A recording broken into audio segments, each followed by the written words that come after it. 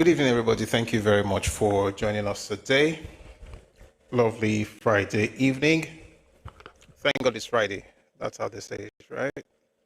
So, thank God it's Friday. Thank you very much for being here, and good to be with you. And let's begin by thanking our folks here on TikTok who have helped us to get to 49.5k likes. It's actually very, very good, and I really appreciate it. Although I'm trying to find, so they changed some things on TikTok. I'm saying for a while now, so it's taking me a bit to come to terms with the new interface. But yeah, this is it. Thank you. So thank you very much for power tapping and getting us to 50. It's 50 now. 50.1k likes on TikTok. Please keep power tapping. Let's keep sharing. Let's keep liking. So we can keep pushing the live to the FYP together. Lovely Friday evening and good to be here. Everybody's having a wonderful day. Great Me, Koboko, Akado, thank you very much for the good stuff. Let me mention the names of folks who have helped us, like we always do, because it's good to acknowledge good people. So here we have Ipo Jinoju, Ogbeni Agbe, Happy 71, Koboko, Akado. Yeah, these are the names I can see right now. Thank you very much. I'm going to clap one more time. So thank you for power tapping. Thank you for helping us to get to 51.5k now. 51.5k likes now on TikTok. Please, if you're on TikTok, kindly join to power tap so we can keep pushing the live together. Also, click on the heart icon. Just hop here and join the team. Drop a heart me, drop a gift. These things help to push the live to the FYP. And if you're on TikTok, please subscribe. It costs a little bit on TikTok. It's free on YouTube, right? But it costs a bit on TikTok. But do it so you can support what we're doing here, all right? Thank you very much. And for those on YouTube, we're glad you're here. Please like and share the live with others so they can find this live stream. Detail for those on Facebook, please like and share as well. We're also streaming on Twitter and on Twitch, so please let's like and repost on Twitter. Thank you very, very much. Before we got here today, before I started the live session, I was thinking what direction we should go. We've been trying to read a particular book for days now, and we've not even gotten around to it. The book is still here. I'm still reading it, and I would love to share some of those things with you, but a lot is happening in our country that requires, conversation and elucidation and things like that. And so we'll probably be spending more time on the news and talking about certain developments in Nigeria. And if we have time, and I hope we do, if we have time, we will then delve into these other important things, like the books I want to read, like history.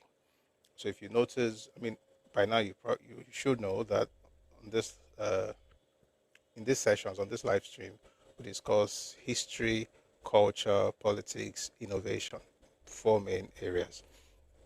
But it looks like we've been talking more politics and news these days. But we always find a way to put history in there, and we also discuss culture. By the way, there's a video we just published today on YouTube. It's about, entitled video,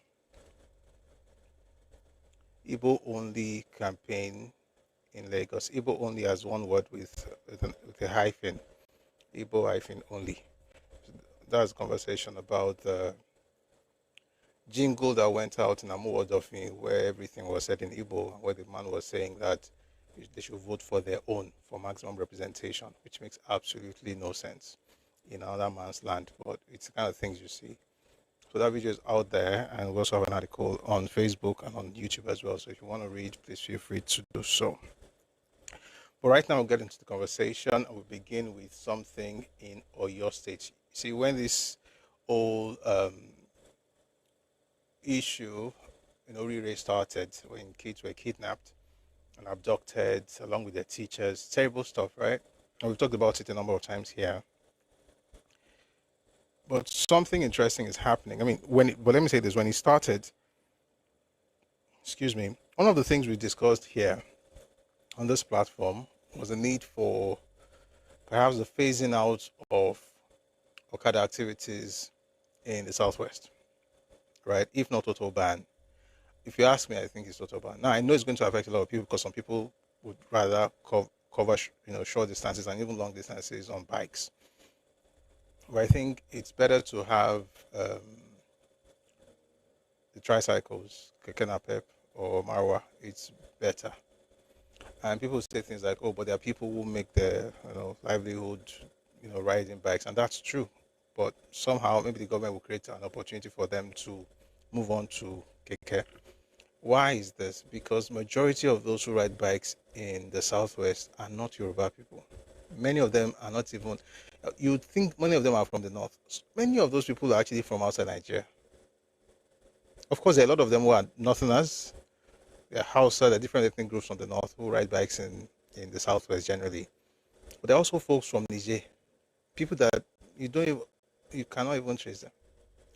So when you have this banditry and all of those things, one of the ways one of the means of facilitating movement for these guys is Okada or motorcycle, right? So we've been talking about it, and somehow the governor of Oyo State has decided that it's time to to restrict the movement of motorcycle operators or Okada riders within Oyo State. Of course, it's going to be most likely as a result of the readjustment everybody is doing in Oyo State right now, following the abduction of those children and their teachers. So the governor of Oyo State, Governor Seyi Makinde, has restricted Okada operations between 10:30 p.m. and 5:30 a.m. throughout Oyo State. I'd like to take a listen to him, saying it himself. Take a listen, please. Not to relent until our teachers and children are returned safely home. Every day they remain in captivity is a painful day for their families, their communities, and all of us in Oyo State. I want to assure our people that efforts are ongoing around the clock and that safe return of those abducted remains a top priority of this administration. They have not been forgotten and they have not been abandoned.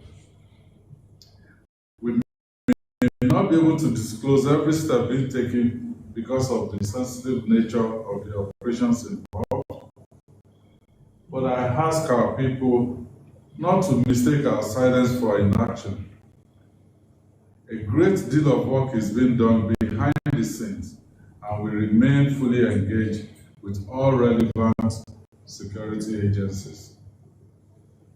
With the signing of this executive order, we are also introducing additional measures to enhance security across our state.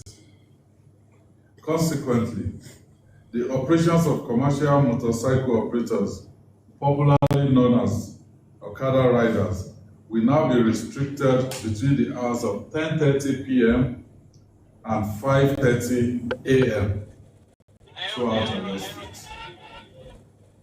We can create laws and regulations, but their success ultimately depends on the cooperation of our people. This is another opportunity to remind us all that security is a shared responsibility. If you see something,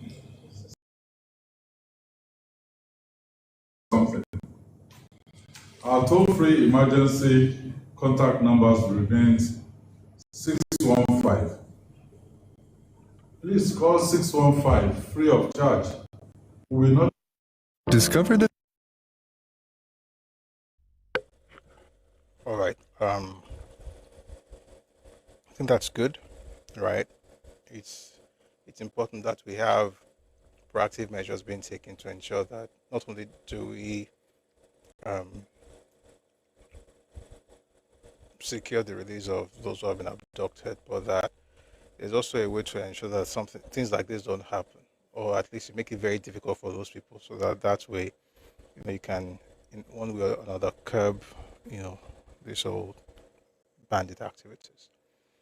While the governor was doing that in Oyo State, a group of traditional worshippers gathered in Abeokuta. By the way, the other day we played is this traditional worshippers who had this Iwure. There are also Christians who prayed, and we covered everything. The thing is, whatever anybody can do, as far as is right, it's okay. Although it says 10:30 p.m. to 5 p.m. for Plaza, not Plaza or Okada operators, Okada operators. It's not for Plaza operators, for motorcycle riders. All right, so you see, people in different parts of Yoruba land, getting folks together to pray. If that's if that's what they think they can do to contribute, at least they're doing their best. While all this was going on, good news from Ekiti, and he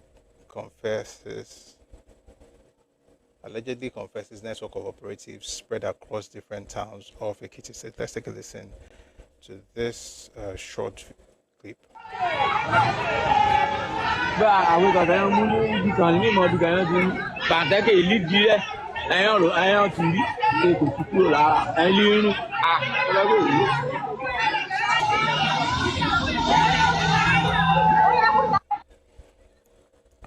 As I'm speaking in Ekiti dialect, it's important that we also highlight, when there is progress, so that it's not just about gloom and doom, and it's good that that person was actually arrested. Back to Oyo State, Senator Fatai Buhari spoke passionately against the politicization of the insurgent attacks in Orire local government, which of course is within his own senatorial district, and he's a senator representing that particular district. Let's take a listen to Senator Fatai Buhari. Let him say things anyhow because people's life. I said 2 years old. It's my senatorial. It's my constituency. It's my town. It's a saddest thing. It's a very pathetic. This is what I'm saying. I'll send you a video. That my friend visited when the incident happened. So it's not somebody, there are some certain things what they want is that I want to appear on the social media. Prove, tell us. If people like me will not lead us to go and listen to money, there are some certain things you don't see. So approach or not approach, I can assure you that trying the best, that's not everything that you will say because Nigeria and just our people or generally human being, before you realize they release the information to this people. That's the truth. That's the reason why you can see that they are not talking, they are not giving out information. All what they are looking for that God will help the security people that they are doing their maneuvering for them to get their this. It's not because I'm here and probably because from the motion we are discussing. Like what I told you now that if they are used sleeping and powder.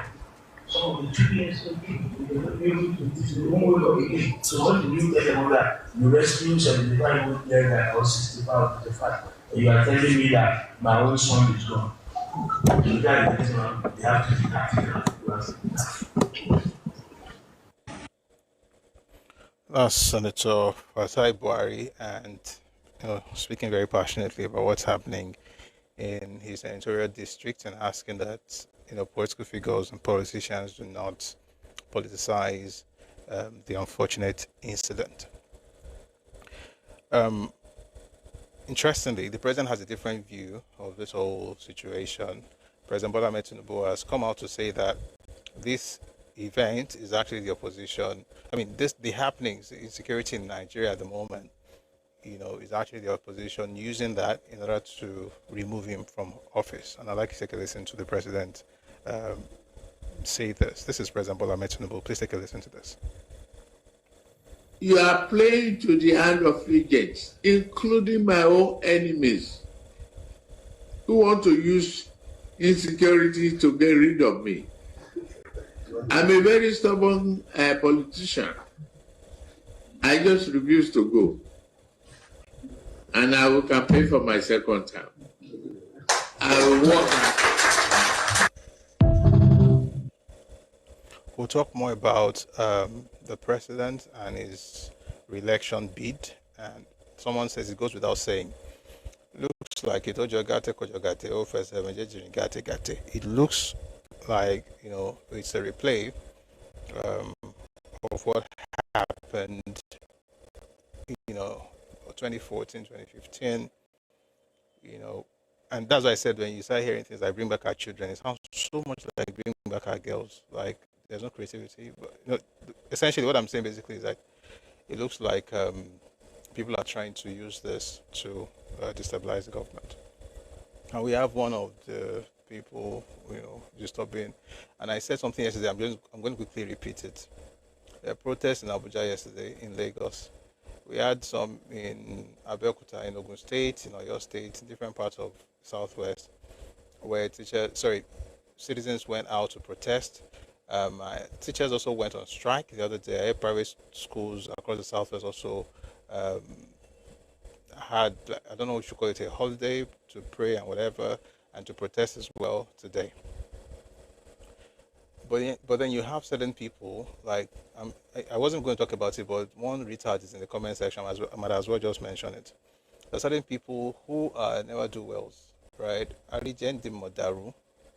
They have no compassion for the kids that have been, you know, kidnapped.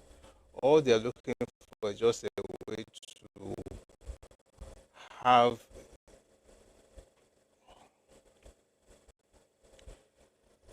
one of them are clowns. No, let me just meet this guy. I was about to say something and I have to just get myself together. 1 second, please. Let me just mute this one.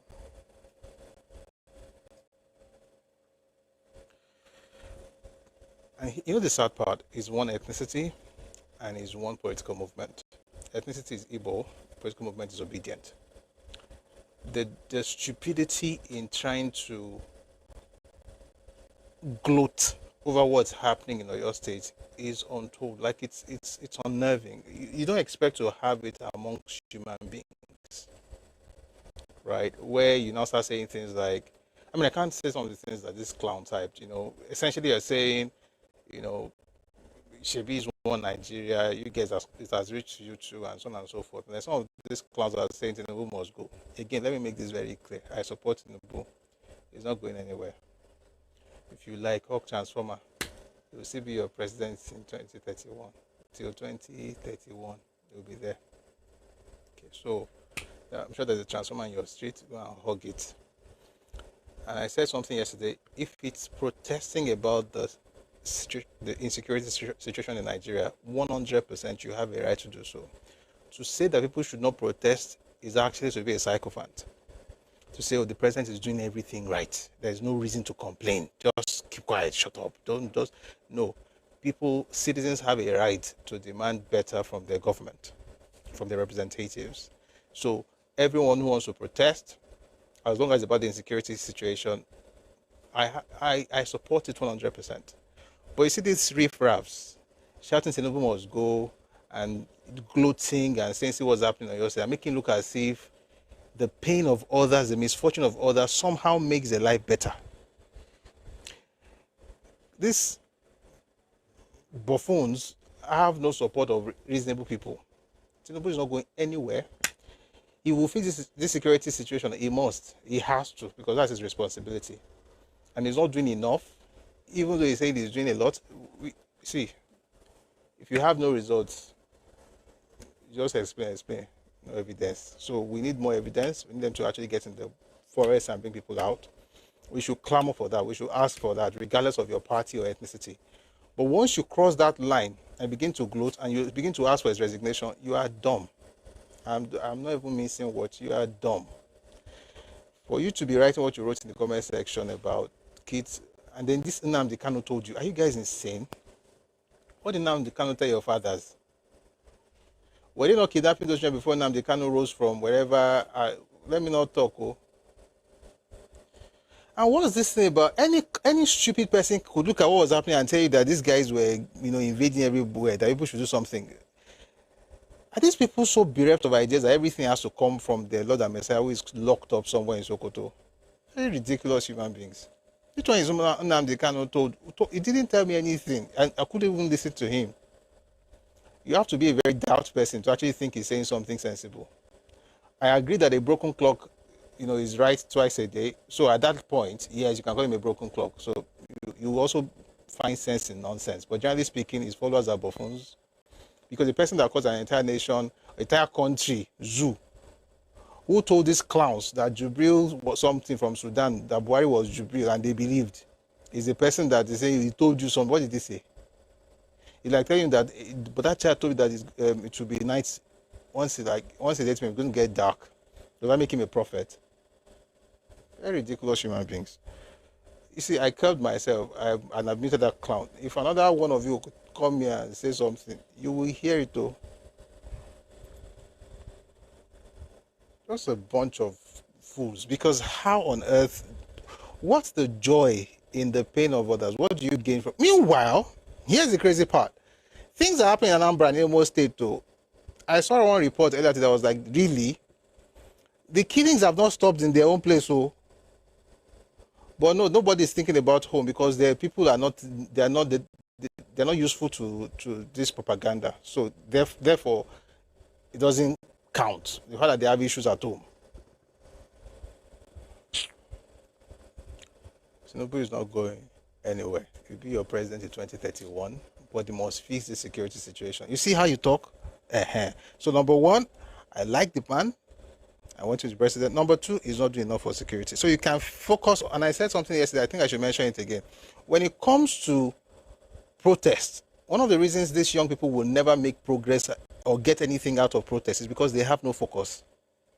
No focus, no leader, just heads like Malu. You cannot even stick to one thing.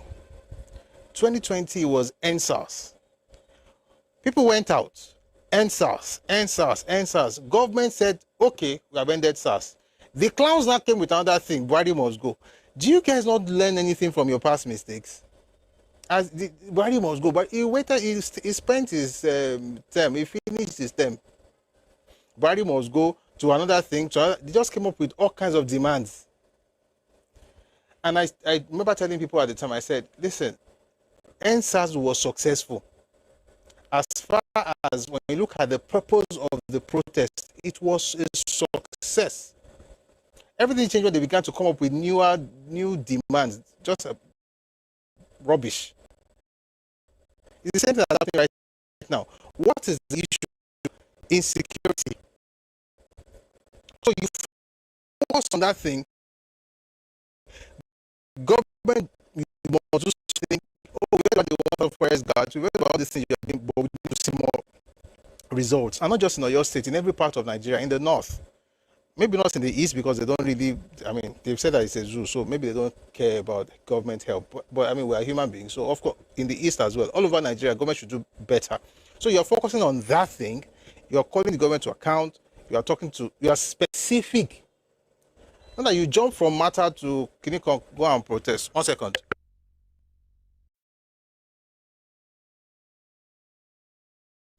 You now leave the matter and we're talking about Kinikon, go and nobody is going to. It's not. Meanwhile, if you remove Tinubu, if Tinubu supposedly leaves now, you think they will now give it to Peter Obi?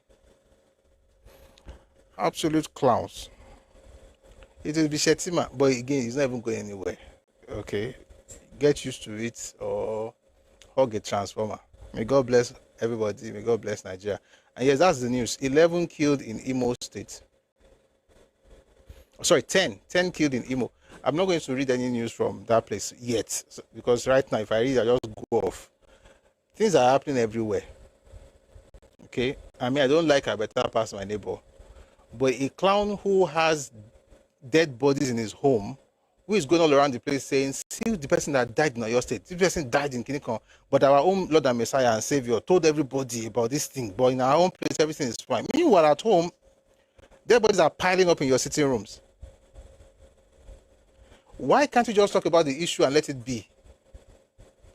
When we tell people that it's a problem of cultural evolution. But like I said, Tinubu to 2031, God bless you. Now back to Senator Fatai. I hope okay, you can't even tell me if he got my answer because I muted him. I didn't block you, Sharp, so that you can listen. Hopefully it will change. This thing will change your life. Because you hear about somebody's misfortune and just feel happy. And the happiness is not that you don't have any misfortune. The happiness is that at least it's not you. You are dumb. Let's go back to Senator Abdul Fatai Buhari, who is the senator representing Oyo North in the Senate. He was on Arise News recently. That was about a couple of days ago. No, it was yesterday actually. And this is what he had to say on the abductions of the school pupils and their teachers. Please take a listen to Senator Fatai Buhari. Came when we were there, when the federal government delegation came, we went to see all the families, including the one that were brutally murdered. The lady, her age is between 45 to 50. We're able to console her. You know, that one, there's nothing we can do again. What do you say to someone like that? I mean, this is a horror movie. It's horror. The worst part of it is that it's not a movie, it's reality. It's reality. It's the truth. So we just appealed to her. And then she was begging that even if we can get her the corpse of the husband, which is an Herculean task. Now, we don't even know whether they bury him or they've thrown it away or anything. We don't know. But all what we did that day was to reassure her that whatever the government can do, and some of us that are lahazing will be able to do the best we can for her. The only thing we did that day was to comfort her and give them reassurance of what the government is trying to do, particularly those of them that are still in captivity, the teachers and then the school children. What does the sheer brutality of that killing tell us about the nature of the groups that are operating in your senatorial district? I didn't see them. I didn't see them. I know you didn't see them, but what does that tell you? Because obviously there must, the whole way of tracking is intelligence gathering, and you've got to get some background on who they are and what they're doing. You see, the forest move along almost 7 states. Right. Oyo, Kwara, Niger, Kebbi, Sokoto, up to. And then we are sharing border with Benin Republic and Niger.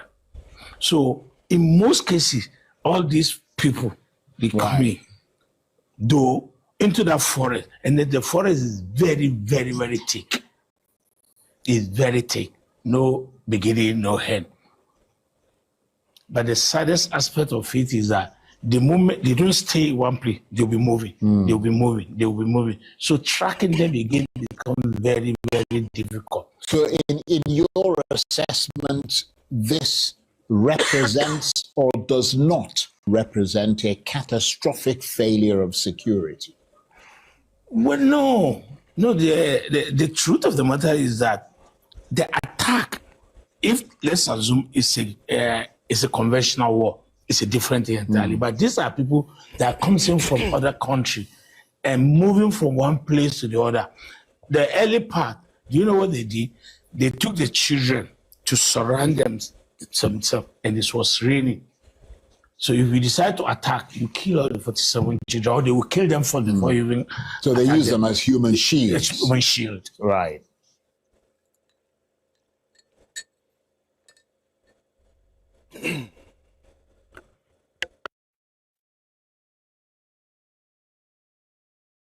That is not a Northerners voice. Buhari is a Yoruba man. Don't start, I beg. He's a Yoruba man. Don't start. You've done this thing before. I had to spend time explaining it. I beg. He's a Yoruba man. The Amotekun that we're all supporting today, that's the man who actually pushed for it in the Senate. Some of you go and do DNA. can't do DNA test. You might discover that somebody in your lineage is probably not even Yoruba, because this whole purity you're looking for. Let's be careful, though. Anyway, that was Senator Abdul Fattah Buhari. The senator. Why are you laughing? It's true now. People keep saying because his name is Buhari, therefore he's a Northerner, or he's Fatai Buhari, he's a Northerner. Mine's from Ogumosho. Man, I think his Yoruba name is Omotayo or something. I mean, I'm not saying it couldn't be from elsewhere, but we just have to be very careful this profiling we're doing amongst ourselves. Where we're saying somebody doesn't sound like this, somebody is this. Kilafe, Kilafe, Jen Buboye. Ejo. Because one lens is serious. Kuboko says, me, I'm Yoruba, back to the Joasha. I mean, if you are, then that's good. But not everybody is. Not everybody is. Anyway, there's this news report from Ogun State. Okay, I think I shared it yesterday. We're going to talk about it again. That's the guy that was sharing fake news, and I'm doing that because there's something else that came up after yesterday's session, but we'll go back to that in a bit. First, let's talk about what happened in Owo. I don't know if you remember the Owo incident where certain gunmen went to a Catholic church in Owo and killed, parishioners. They've been in court for years now, and a couple of days ago, 4 of them were sentenced to death.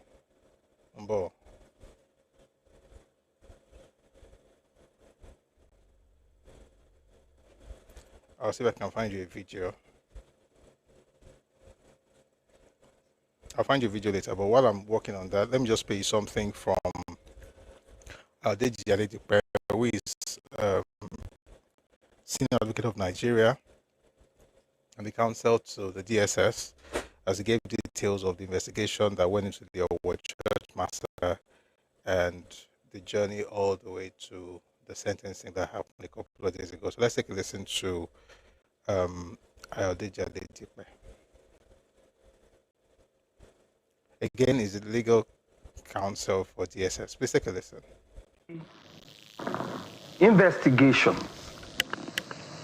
These men were members of a terrorist group called Al-Shabaab. Al-Shabaab is an affiliate of Al-Qaeda, another international terrorist group.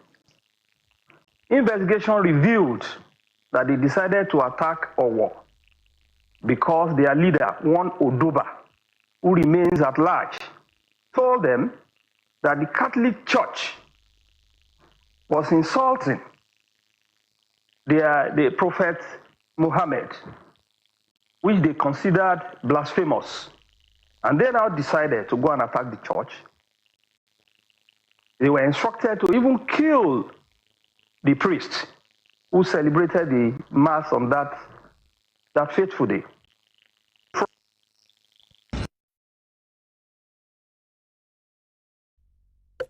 Read you something from the Catholic Diocese of Ondo. They put out a public statement on the judgment in the Owo Church massacre case by Most Reverend Jude Ayodeji Arogundade, Bishop of the Catholic Diocese of Ondo. It's a lot of stuff here, but I'll just read some of the paragraphs. It's quite long, just a bit of it. The Catholic Diocese of Ondo has received with profound attention the judgment delivered by the Federal High Court in Abuja concerning the terrorist attack on St. Francis Xavier Catholic Church, Owo, which occurred on June 5, 2022. The tragic attack remains one of the darkest moments in the history of our diocese, the town of Owo, and our nation. On that Pentecost Sunday, innocent worshippers who had gathered to celebrate the Holy Eucharist were brutally attacked, resulting in the loss of many precious lives and leaving numerous others physically, emotionally, and psychologically wounded.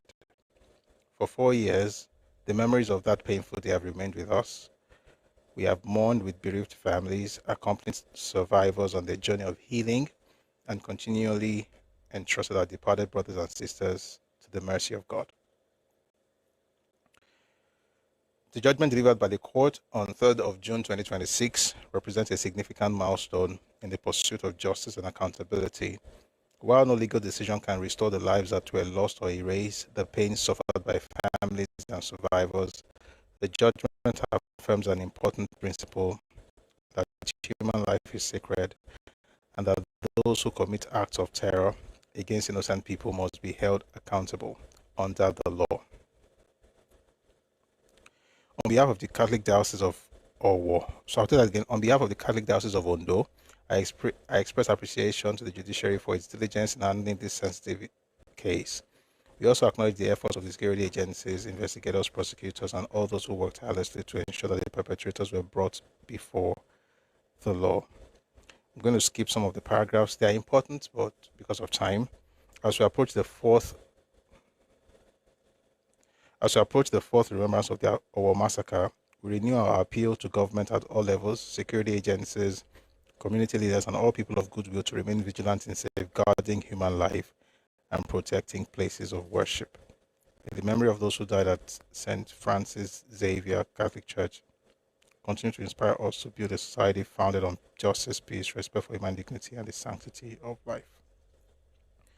May the souls of the faithful departed, through the mercy of God, rest in peace. I mean, it's bittersweet. Sweet because, justice was served. Bitter because it's not going to bring back the dead. So that happened. And I'm looking at a picture of the church here. But I think it's a good, it's closure, as it were, for the church and for the people. I'd like you to listen to something from Channels TV on this particular sentence. Take a listen, please.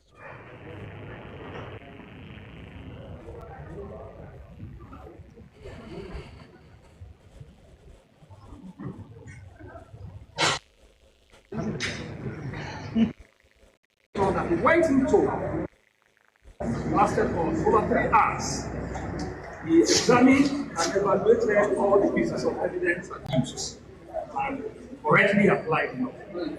We are not surprised because in the investigation that the waiting tour, the prosecution was not only forensic, it was thorough. The DSS did a very, very thorough and painstaking investigation. And it was that thorough and painstaking investigation that the trial was anchored. Therefore, the evidence adduced by the prosecution was ironclad. And so we're not surprised that the judgment came out the way it did. Now, first to 40 defendants had been convicted for acts of terrorism as a result of their participation in the attack of St. Francis Catholic Church on the 5th of June 2022, where over 40 worshippers who merely went to worship God were killed in cold blood. Over 100 were also injured in that attack. So we are happy because justice has been served, justice has been done to the deceased who were murdered in cold blood. Justice has been done to their family members. Justice has been done to the whole community. Justice has been done to the society at large.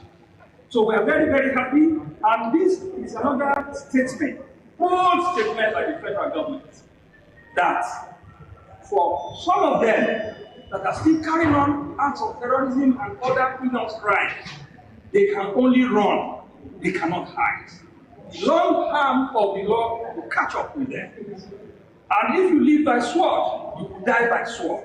So this is a statement by the federal government, who provided the enabling environment, the facilities for the DSS to do their job. We are indeed very happy that this judgment, and particularly as maximum sentence has been imposed on them, the first to 4 defendants have been convicted of acts of terrorism have been sentenced to death by hanging.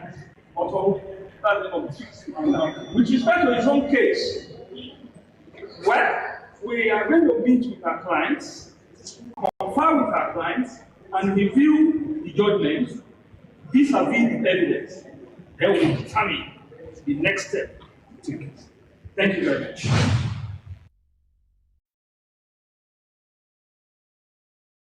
We are happy because justice has been served, as justice has been done to the deceased who were murdered in cold blood. That was Ayodeji Adedipe, the DSS counsel, speaking on the judgment of Justice Emeka Nwite of the Federal High Court in Abuja, sentencing 4 accused persons to death by hanging over the deadly June 2022 attack on St. Francis Catholic of Ondo State. The convicts were among the 5 suspects who had been standing trial on a 9-count terrorism charge filed by the Department of State Services (DSS) in connection with the attack at the church, where over 40 worshippers were killed and over 100 suffered varying degrees of injury. That's actually very, very, I mean, like I said, it's bittersweet. It's good, but may the souls of the departed rest in peace. And I think the interesting thing from what the counsel said earlier is that these guys were connected with Al-Shabaab. What we're dealing with in Nigeria right now is not Boko Haram, it's nothing local anymore. They have gone global. It's now international. They are dealing, there's ISIS, there's ISWAP in some parts of Nigeria, Al-Shabaab, and for what? Said they said something against the prophet. I don't like getting into conversations that have to do with theology. I don't mind discussing religion, but theology is something I don't do. But let me say this on this religious matter. If you're Muslim, okay, because something is going on Twitter. It started yesterday among Yoruba people. If you're Muslim, it's not enough to say, it's not in the Quran. That will not help anybody.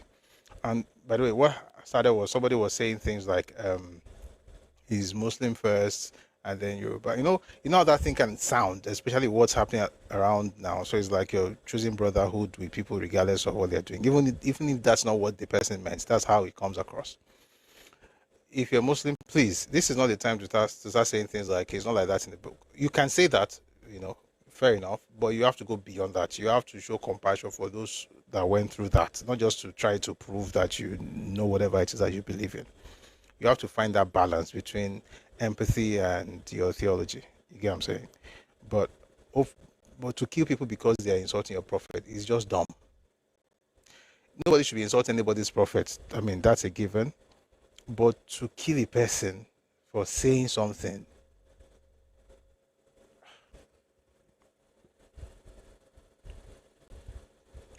it's dumb. And for Yoruba Muslims, Yoruba people generally, we have to be very, very careful.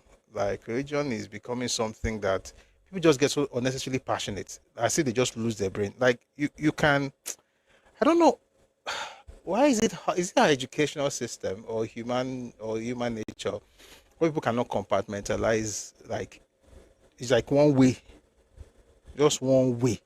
Like, if you are against this thing, that means you're against my faith. You can't even separate the act from the faith, and you expect people to separate the act from the faith. We can do that.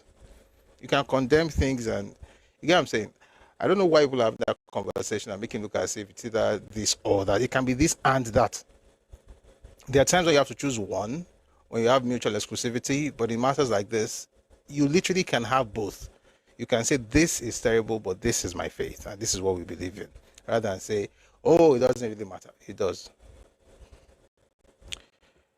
And speaking on people discussing faith and politics, here is Babachi Lawal on Channels TV talking about the former Vice President Atiku Abubakar and the fact that, for some reasons he hasn't ever condemned any of the attacks that we hear about, across the nation. I don't know why he said that, but you're going to hear him say it himself. But this is from Channels TV, and here's the question. It was a rhetorical question that the former SGF Babachi Lawa asked. He said, "Have you ever heard Atiku condemn any of the kidnappings or massive killings across the country?" Take a listen to Babachi Lawa. What do you see for this coming election? You think Bola Tinubu has won it already? Landslide. You think Bola Tinubu will win this landslide? Landslide. With what has happened? Everybody. If the parameter for winning the election in Nigeria is rigging, nobody can press Bola Tinubu in this. If Atiku like his strength is in manipulating results and this, I wish him luck. He will meet the master leader in the front in June. We will meet the master leader. So, and then we are all the worse for it. Okay. That's our choice. By the way, why did you call Atiku Kachala? Because that is the title people like Turiji are putting their local leaders. So you are comparing Atiku to a bandit leader or a terrorist? The title that people use when they kill and dead people, they speak to people like this in the bush. They call their name Kachala. You know the Fulani. Is that fair to refer to him as Kachala? Is that fair to refer to him like that? No. In their own perception, Fulanis are celebrating now that their brother has gotten the ticket, isn't it? And they are beginning to celebrate that they will produce the president. Why are they celebrating if they are not intending to use it for you? Have you ever had Atiku condemn any of the kidnappings? Have you ever had him? Do you have it on record that he can condemn all this massive killing? Do you have it on record? Sure. So are you saying Atiku endorses or is siding with bandits? I'm asking a question and I ask him again. You've not provided the answer. How do you? I probably will have to check. Yeah, whether all these killings, the people killed and men, they did not children 200. What has Atiku said about it? Not even talking about doing. Not even going to sympathize. This is not these people that are victims. Not even in Adamawa, they killed 17 villagers just recently. If he's the president for all, why didn't he ever even once condemn it? Has he ever condemned it? For course, all him and ask him. When they did that into the border in Sokoto and he made a press release on it condemning it, he had to retract. And started saying that it was his essay that released it, not him without his authority. He said that he had to retract. Why did the president that he cannot condemn the genocide that is going on right before his own eyes in his state? So you don't think Atiku could be a good president for Nigeria? Try it now. Now only you go die. Try it now. He does not have it. He does not possess it. Thank you so much. 1%. Thank you so much, sir. I appreciate it, sir. Yes, sir. Thank you. Yes, sir. Bye, sir. The voice comes. That was Sheon Kimbaloye interviewing Babachi Lawal on Sunday Politics. There's a longer version of that video. I'll play just part of it where he talked about Atiku's, the reason Atiku did what he did. By the way, that Kachala thing, that was the first time I was hearing it too. I don't know what it means. But if you do, please help a brother. Take a listen to the other part of this interview with Babachi Lawal. Can you confirm to us that you have left the ADC? Confirmed. Why did you leave? First of all, I had issues with the congresses. All along, people were saying that we formed the ADC because of Atiku. He himself was going about lying to people that it is his party, he founded it. And so we're busy and now telling Nigerians that didn't form APC for a specific candidate. We're going to run free and fair primaries. So as the primaries approach, I noticed the strenuous effort the national chairman went through to say that there was a consensus. But each of the three candidates insisted that if there's going to be consensus, it must be him or no consensus at all. So since we're now all boxing into the corner. The only option left was primary election. And set up all the necessary structures within the time constraints available. I sent teams to go and conduct the primaries. Surprisingly, all over the place, I think why these people compromised almost everybody, and the results were doctored. Where there was primaries, I thought they changed it. Where the result didn't favor them, they wrote what they wanted, and declared the results. And everybody in ADC knows that that primaries was manipulated, was rigged massively, was doctored, the results doctored. Everybody who participated knew it. Now, my worry was that everybody in ADC was behaving as if it is the normal thing to do. Are you hearing me? Yes, sir. Yes, sir. Everybody in ADC was behaving as if it's the normal thing to do. And I was shocked at this behavior because everybody was calling for peace. Everybody was calling for. How can you reconcile with a group? How can you reconcile with somebody who deliberately manipulated every other person out? How can you reconcile? On what basis? You know, you cannot reconcile the good and the bad because the result will be bad. And I know Atiku. Yeah. I've studied his antecedents. I've known his capabilities. And I realized that his presidency will be worse than Bola Tinubu. And I don't want to enter a situation in which I would regret wishing that I had not worked against Bola Tinubu. I didn't want a situation like that. I just realized that what the Nigeria we need is not available in with Atiku leadership. But what options do you have now? Where are you heading now? What party are you joining now? As we speak now, I am herding my cows. I'm herding them now live. I wish I could tell the truth and show you. I'm waiting for the rainy season so we can start planting. There are other things I can do for Nigeria. I can focus on producing food. I can focus on my church. And I can join a group that can be fighting for justice. You know? But would also. Are you There's one lesson I think we should all take away from this whole conversation. That lesson is simple.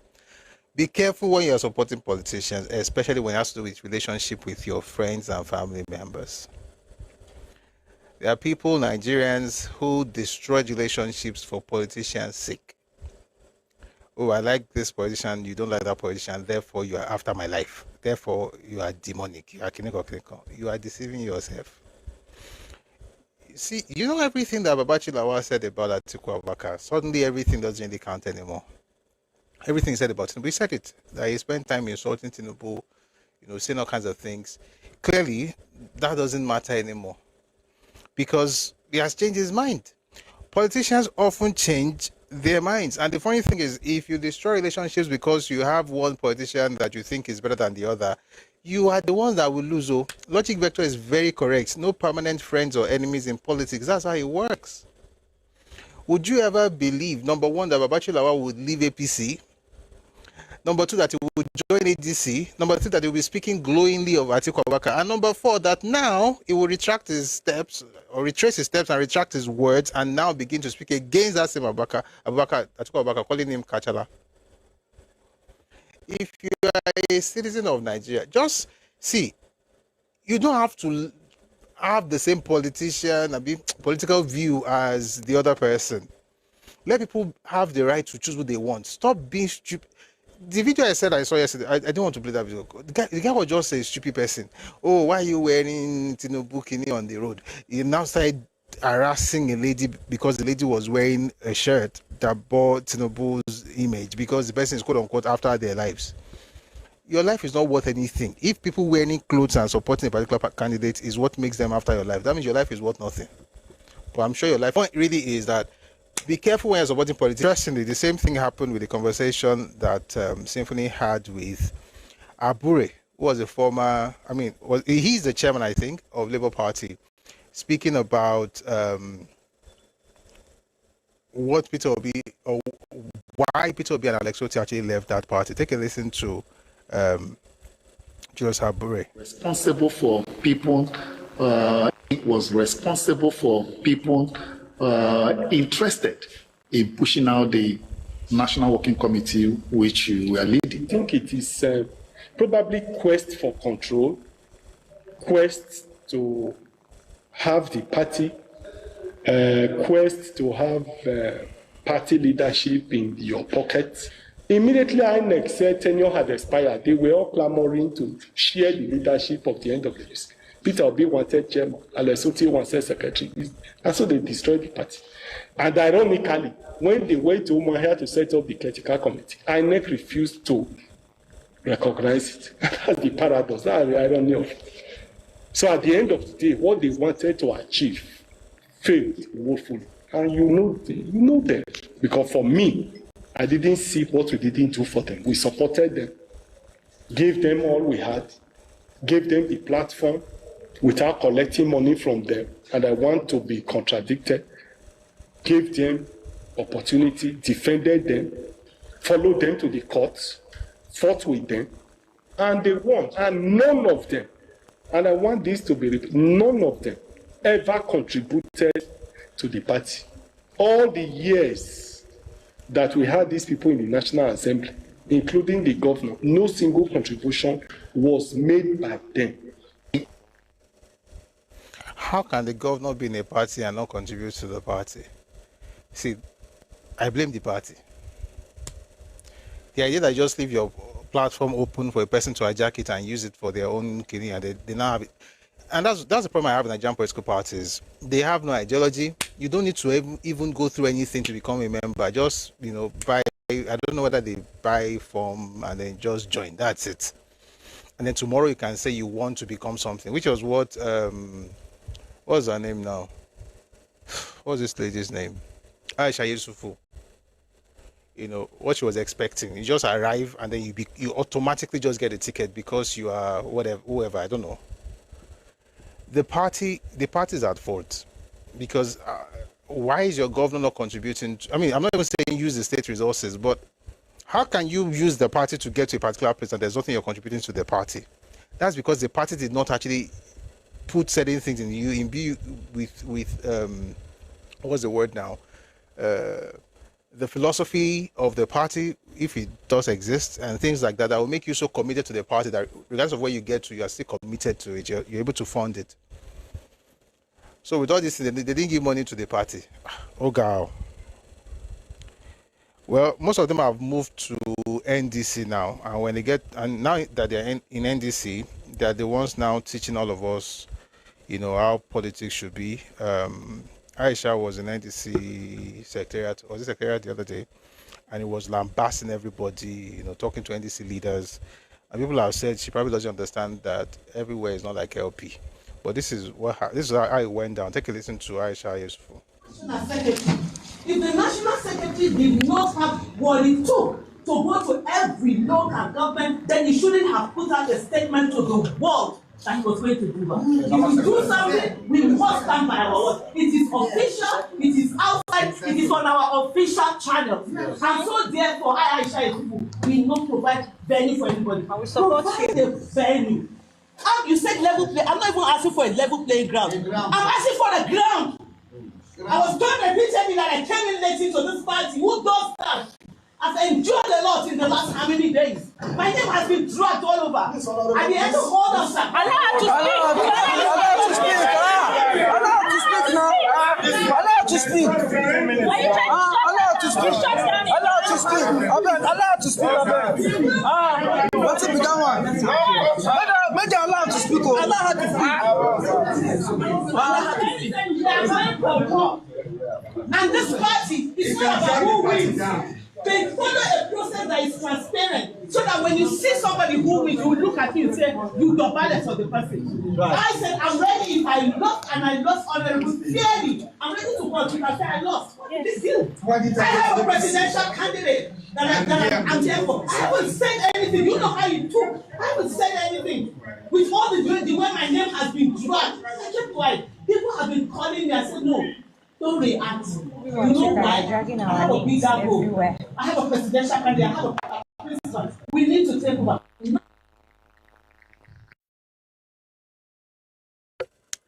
I have something to say on this matter, but I'm not going to say it yet, especially with what Logic Vector wrote, that she has not seen anything yet. But there's a gentleman who is a politician or an analyst. His name is Honorable Cletus Obun, and he went to town on this matter. I want you to take a listen to this.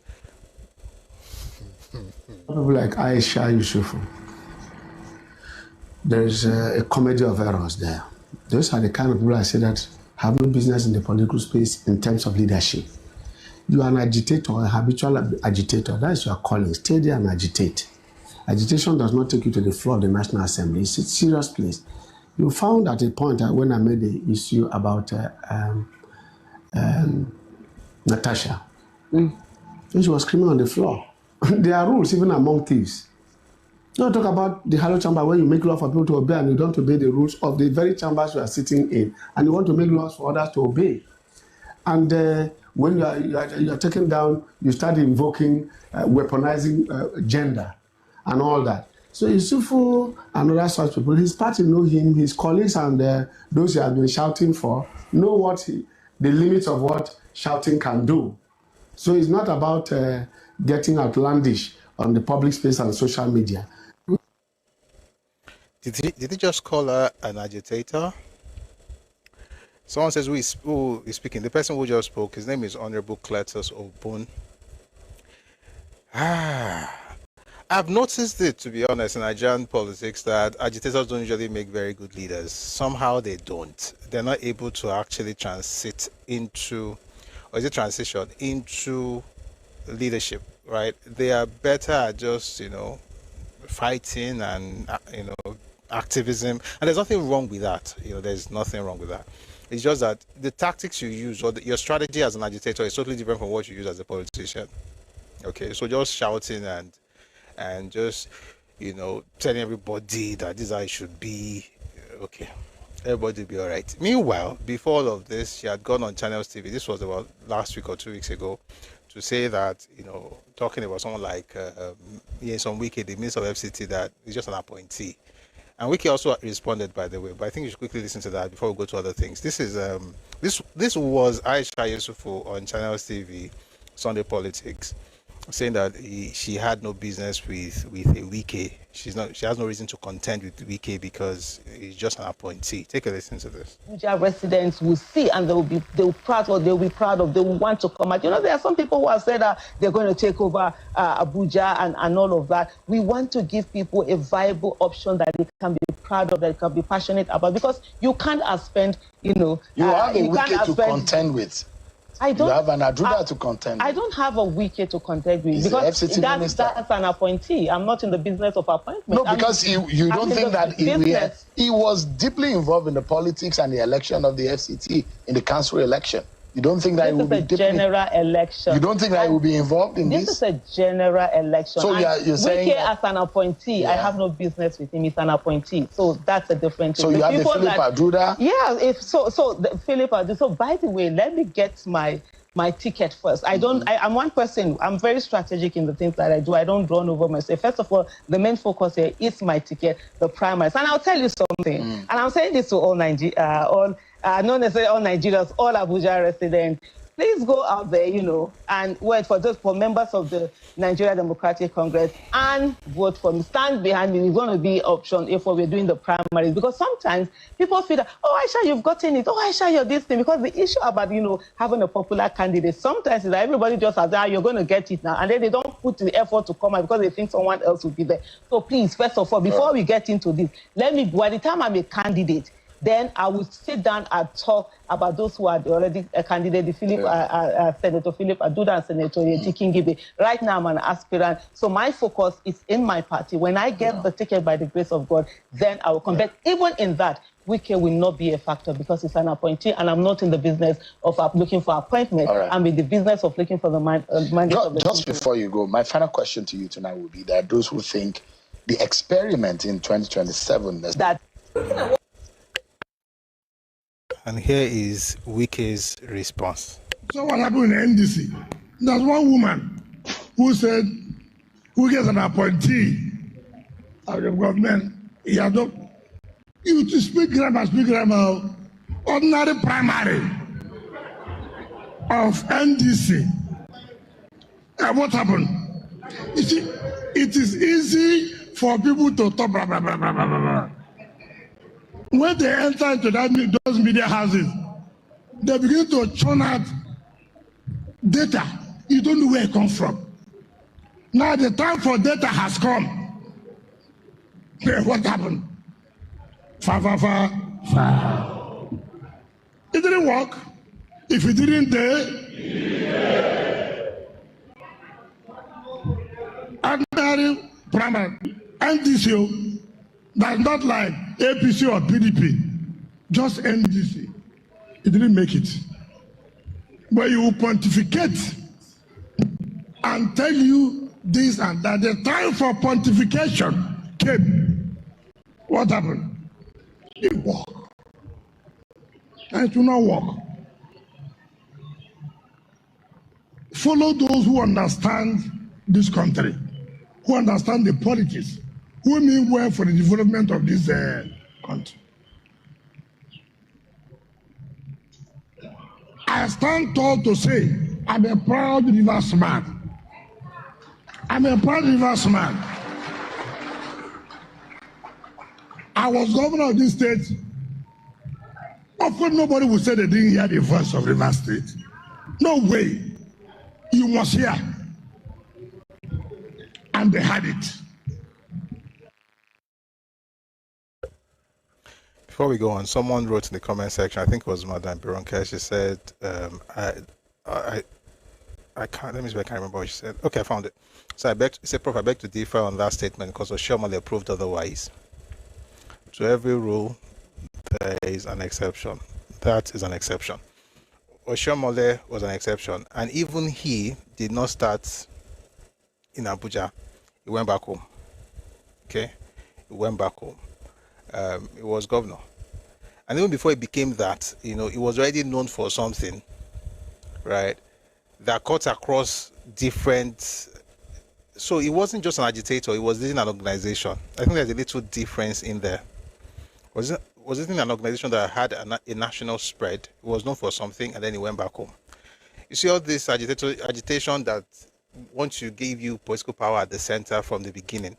And by the way, if you want to go to the Senate, it's better for you. So someone was asking why did Aisha not go to Edo State? I mean, she's a Nigerian. She could run in Abuja if she wants. But the point is, Sean Mombe, is she known?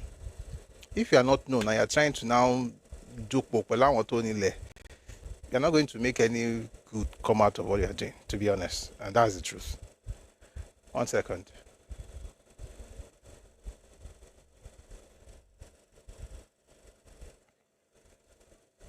All right, you're not going to make so much that you won't have a lot of, you won't be able to make a lot of progress. So generally speaking, agitators don't usually get into power in politics. And when they get there, they don't do anything.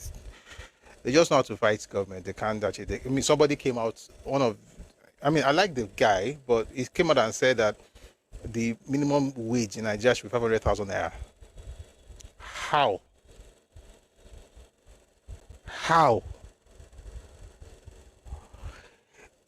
There are things you say, I know you cannot lead.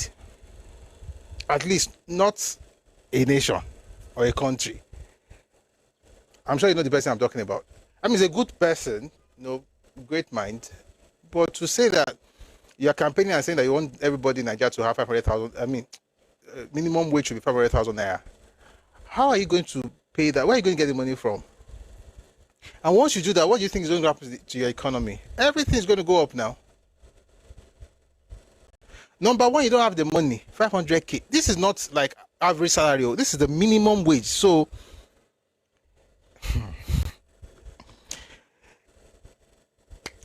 if every driver collects 500,000 minimum, so they could get 700 or 800 or 1 million, how much do you think a bank manager is going to collect? How much will a graduate from university graduate, how much they're going to collect as entry level? What you're going to be left with is, you know what's happening like Argentina that were shouting the other day? You get there. Senegal, you get there. That's why I say these people just say things that make people feel loved. I mean, support them. I like Tinubu. He will tell you what he will tell you. You don't have to like it, but it will help you eventually. That's how you lead. Leadership is not necessarily populism. You don't have to be liked in the immediate. So if I pay people minimum wage 500,000 naira, so what am I going to pay lecturers in university, professors, engineers? What are they going to be getting? So by the time you skyrocket, everybody's getting millions of naira. Your Gary will not be, how much is it now? You just be hearing that Gary is now 5,000 naira per Congo. Everything will go up to meet that money because the market one wants to get a share of the new minimum wage. Were we not here in 99, 2000 when all the wages went up? And my mom worked my mom was a teacher. They increased their salary. Everything just went up like that. Everything. There's nothing wrong in increasing people's salary, but when you have 500,000 minimum wage, you're like, what are you talking about? That's the person who wants to make president. Okay. Anyway, speaking of presidency, there's a gentleman who also wants to become president. His name is Peter Obi. And a lot of people have said that what Babachi Lawa was saying about Atiku Abubakar, you could also say the same thing about Peter Obi, that just as Atiku Abubakar would not condemn terrorists or bandits in the north, to be honest, I think actually condemns bandits in the north, to be fair. I mean, he has done that before, but there's a particular incident where he failed, and that was the Deborah issue. When Deborah was killed, he put out a tweet. People from the north came for him, and then he deleted it. That will stand against him. Who nothing happens in the southeast as far as IPOB is concerned, that is terrorism or anything really bad like that. And there is record. I mean, there are records and recordings of Peter Obi almost making a case for IPOBians. Take a listen to some of those clips very quickly. This is Peter Obi. I live in Onitsha. The elected leaders of the place, I live in Onitsha. And I can tell you they're not terrorists. Their people are passing on the road and everything every day. In fact, I can tell you in normal they're civil. Because I meet them and I live with them. And I usually see people gathering and all that. And not one day did I feel a sense of threat or molestation or anything from them, even when they gather. You know, for me. This man would never, ever condemn what's happening in his neck of the woods. You know, I think it was yesterday we played the video here where the Speaker of Oyo State, Right Honorable Debo Ogundoyin, talked about the fact that they're not going to negotiate with terrorists because their demands are unrealistic. Well, Peter Obi thinks differently.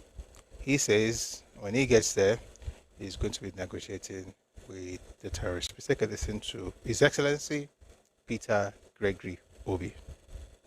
I will talk to them, but remember what I said. Once I exhaust reason, I'll deal with it. Let's say tomorrow we have a bandit by name so operating in the northeast. I will look for him. Quote me anywhere.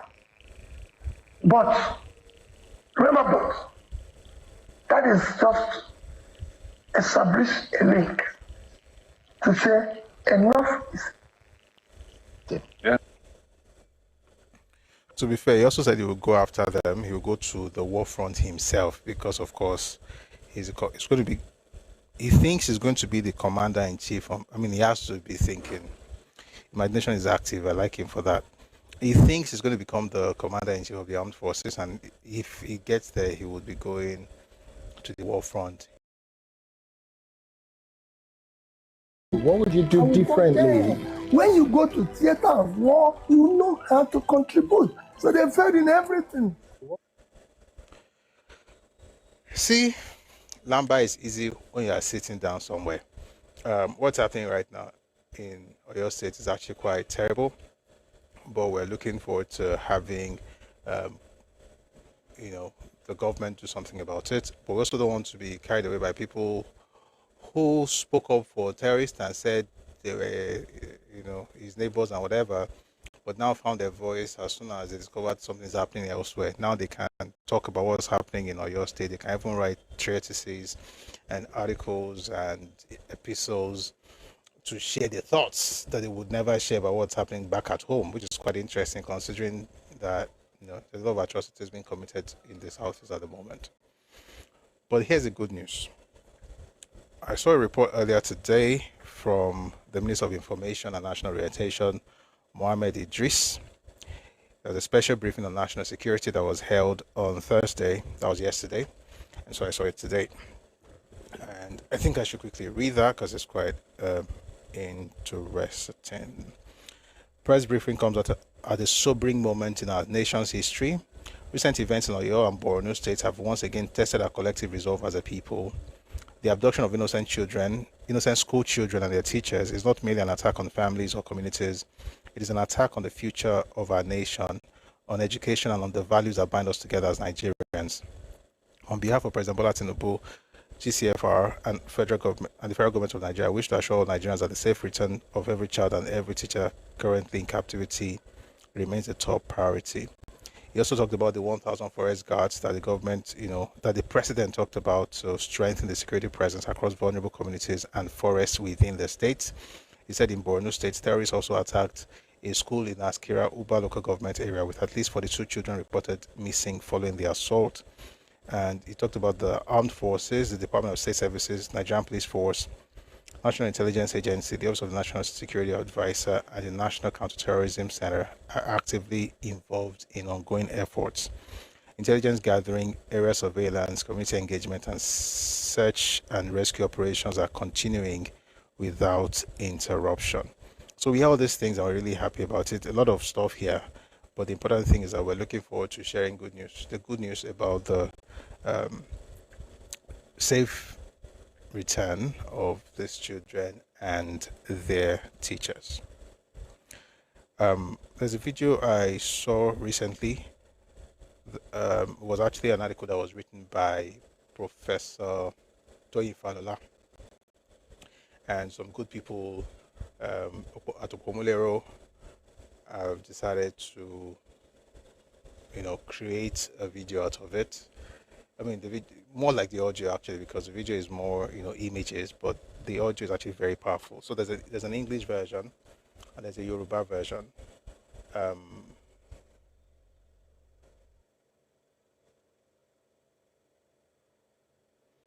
trying to see. I'm going to play it without having to go off. Okay, this is what we're going to do. I'm going to do something on Twitter for a second, and then I'll play from another device. Give me a second, please. All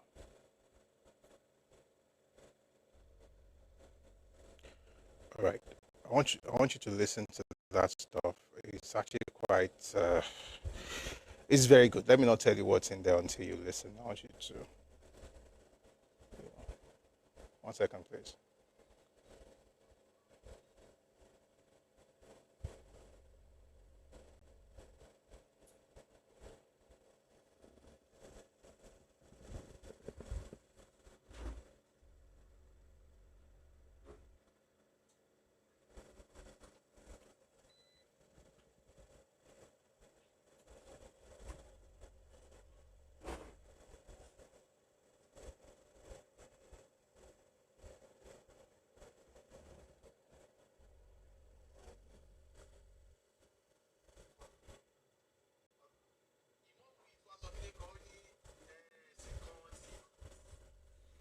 Okay. Give me a second. Just a few seconds. You're going to like those. Don't worry, it's going to be worth it. I apologize for this. So, okay, 1 second.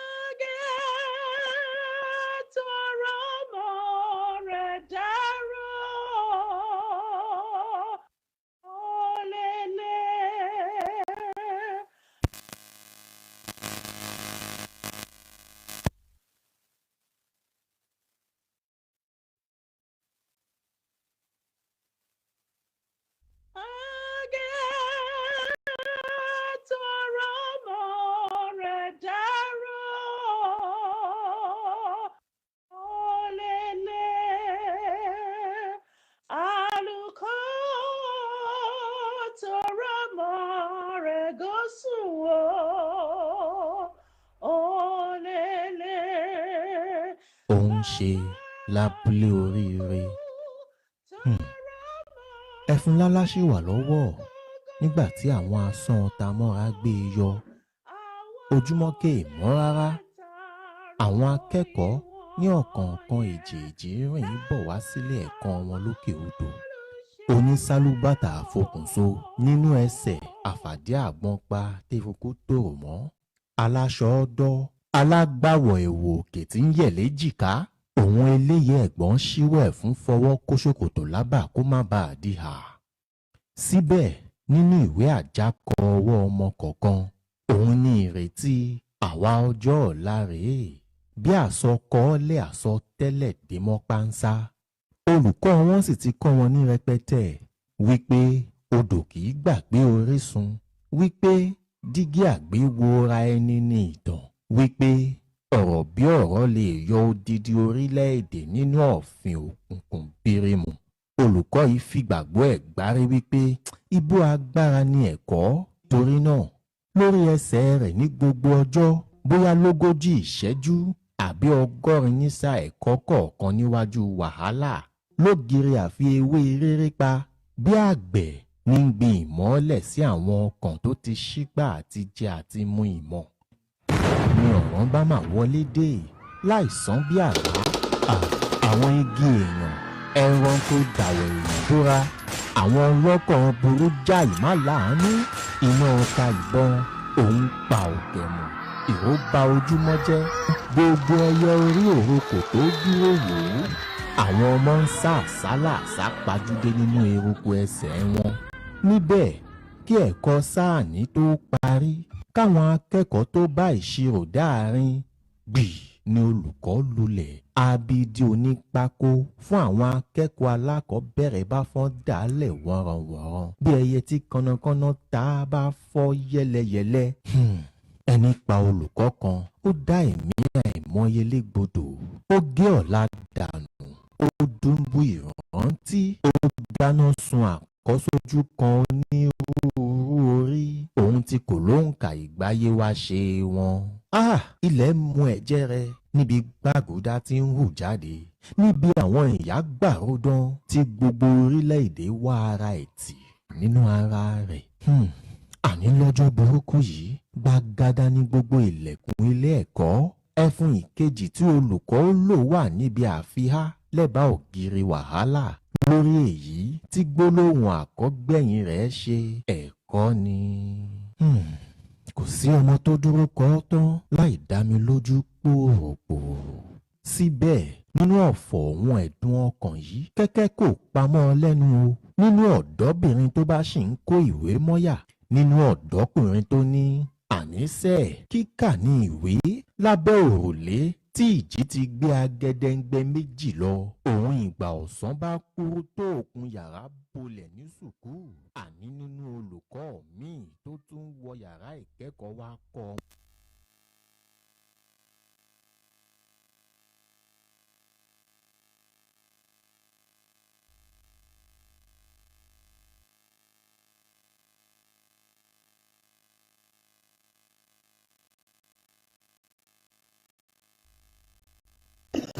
So the video was made in both Yoruba and English language. That was the Yoruba version. It's longer than that. I'm probably going to put it on the Telegram channel. There's a longer version. Sorry, there's an English version. I'll just quickly play that and then we'll move on to other things, okay? Thank you for listening.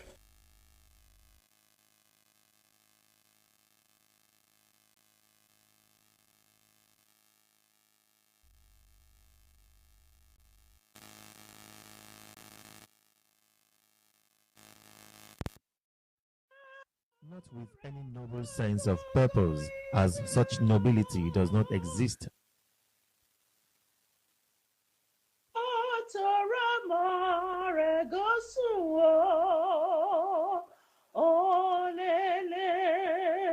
The heartless murderers slaughtered the innocent school teacher.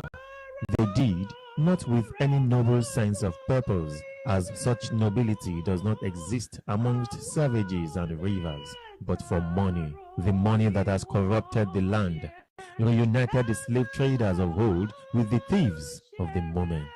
Oyedokun, the beheaded teacher. The chalk still rested between his fingers when they came.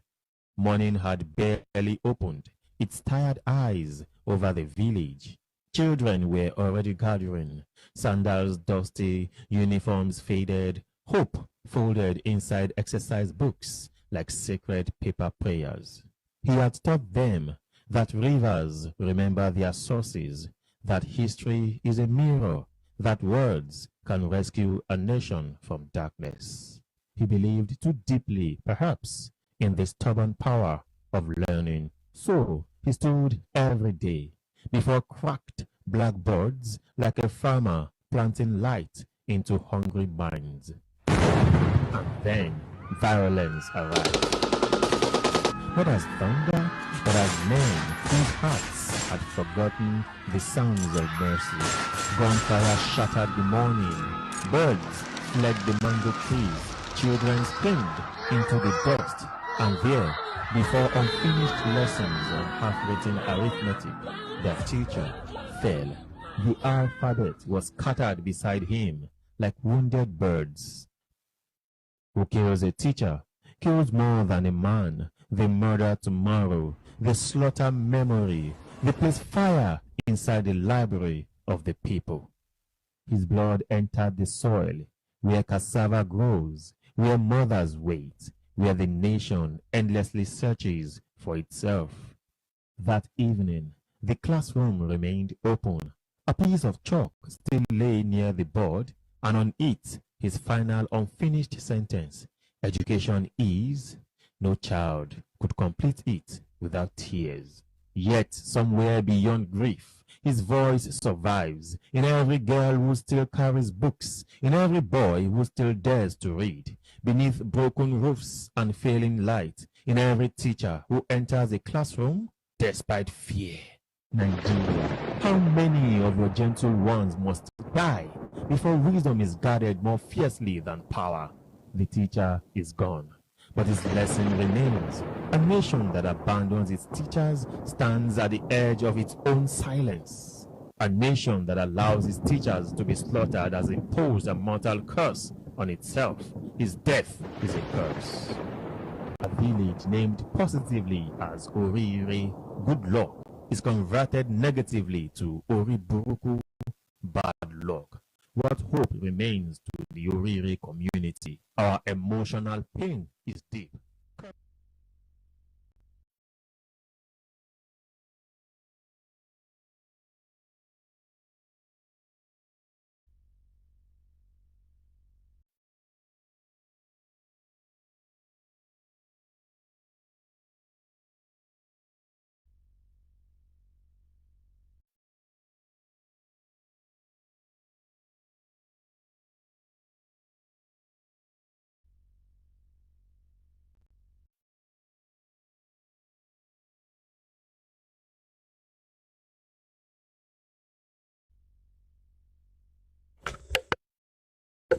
All right, thank you. Excuse me. Okay, thank you very much for listening to that. I just wanted to play part of it. I'll probably put the longer version on the Telegram channel much later. It's a very chilling video, especially because of the kind of words used. Of course, it's to, highlight the challenges that we're having right now, particularly in your local government of your state, and also to ensure that folks in authority, folks in government, don't think that it's just another day like just another event. Like it's very deep. We're used to it. We have to be very careful not to make it seem as though it's a normal thing, right? And that's what that was about. Before we go on to other things that have to do with security in Nigeria, particularly in the southwest, there's a report I saw on Reuters, and I felt I should just share it. Weeks after the kidnapping of school children in Oyo State, food flasks remain on the classroom floor, and scattered naira notes lie abandoned. Reminders of the morning gunmen stormed the school and fled into the bush with their captives. Please take a listen to this report from Reuters. Every day for more than 2 weeks, Aduke Balogun has prayed for her daughter's safe return. reliving the events of May 15th. She says it was mid-morning when she saw a masked man walking towards the school. Gunfire erupted soon after, and in the chaos, 8-year-old Kosarat was seized and spirited into the bush in southwest Nigeria's Oyo state. She was one of more than 30 students and a teacher kidnapped that day. Please, please, I am begging the government. We want our children back, alive. The day Balogun's daughter was taken, there were simultaneous attacks on 2 other schools nearby. At the LA primary school, 3 miles away, one teacher was shot dead as he tried to escape through a classroom window, said Lamidi Wahid, a teacher in the school. The government do not take action on that area pertaining to the security. I don't think that I can particularly say that nobody will be willing to live in that area again. The kidnappings have jolted a region long seen as relatively safe compared to more unstable regions further north, and fueled fears that kidnapping for ransom gangs are expanding their operations far beyond traditional hotspots. Oyalinka Ayanlade, the police spokesperson for Oyo State, said authorities hope to resolve the kidnappings peacefully. There's communication, and communication is progressing. Well, I will tell you that we are not sparing any effort. Widespread kidnappings and the ever-expanding presence of armed groups across the country are likely to be key issues in the run-up to Nigeria's next national elections in January. No group has claimed responsibility for the Oyo attacks, but the military has blamed Boko Haram Islamist militants, which usually operate in the northeast. Balogun cannot bear to watch the videos of abducted children that are circulating. She says, "All I want is my daughter."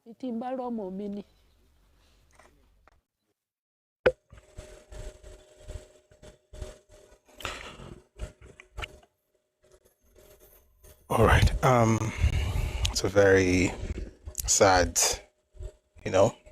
stuff, but we hope that those in government will do all that needs to be done to rescue those children. Meanwhile, just like it happened yesterday, the police have arrested somebody, spreading fake news in Osun State. Yesterday was in Ogun State. Today it's Osun State. But first, in case you're not here yesterday, when we talked about what happened in Ogun State, please take a listen to this very quickly, and then we'll talk about what happened in Osun State earlier today. Take a listen to this this clown. Please, this is an alert where I got this morning. Please, those of us that is Owodidiroko, please, if you are getting this video, begin to share it. Many of my followers from Owodidiroko, please share this thing to every WhatsApp or every group in Owodidiroko. Please, please. This, we have to give this information. This one, we have got an alert that the kidnappers is around this Owodidiroko. Please, let the police, let every every security in this place be very, very alert. Because that's what we are getting this morning. We are getting this morning that everybody should be very, very alert. Please, I want to say this. Joe, look at it now. Look at what I place here. Look at it now. Owodidiroko alert by bandits. Please, please, I want you to share this to another person, to share it to another person. The fool spent more time telling people to share the nonsense than actually telling folks what he was about. Put a picture out, says alert, Owodidiroko, bandit, and all that kind of rubbish. Only for us to discover that it was just being a fool. Ogun State Police Command arrested this person yesterday. So I put out a statement. The Ogun State Police Command has arrested one Mr. Johnson LA for producing and circulating a misleading video falsely alleging kidnapping and banditry activities along the Owodidiroko axis of Ogun State. Upon receipt of the viral video, the command immediately subjected its contents to scrutiny and commenced a swift investigation to verify the claims contained therein. Findings revealed that the video was false, misleading, and deliberately designed to create fear, panic, and anxiety among members of the public.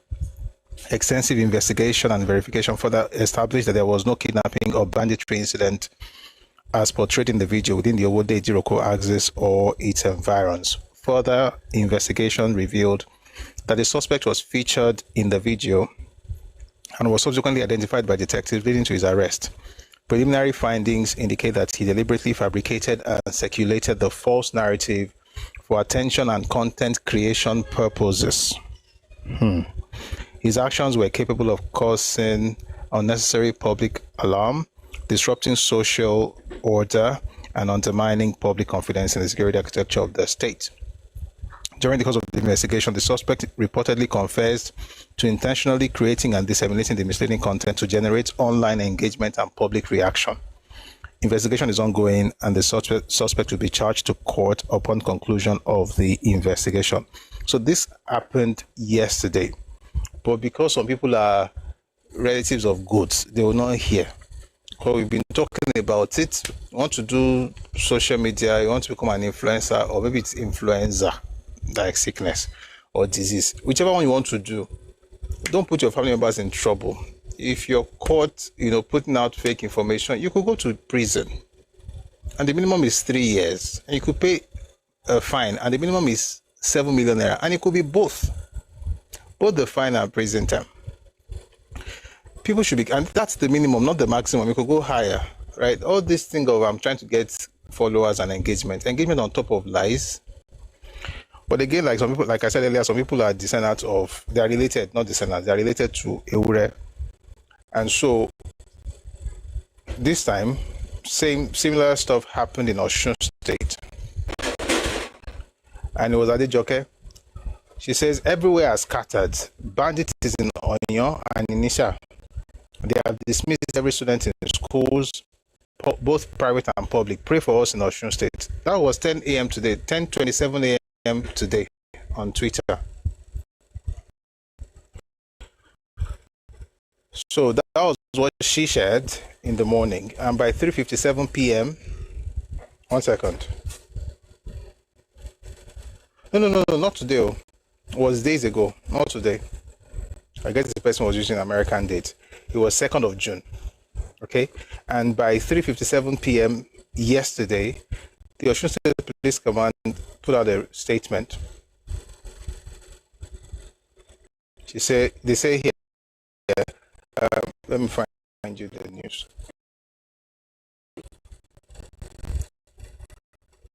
Osun State Police Command has arrested 22-year-old Odetayo Adebayo Samuel of Ilarogun for broadcasting false information on social media, contrary to Section 24 of the Cyber Crimes Act 2015. And they say here that she will be, the command will take action against her unless she immediately posts a false video disclaiming the false report. So it's a background noise as well. Please bear with me. There's very little I can do to change it, to be honest. Let's just bear with me, okay? We'll switch it later. The other device has to be charged, or else. Is it very noisy?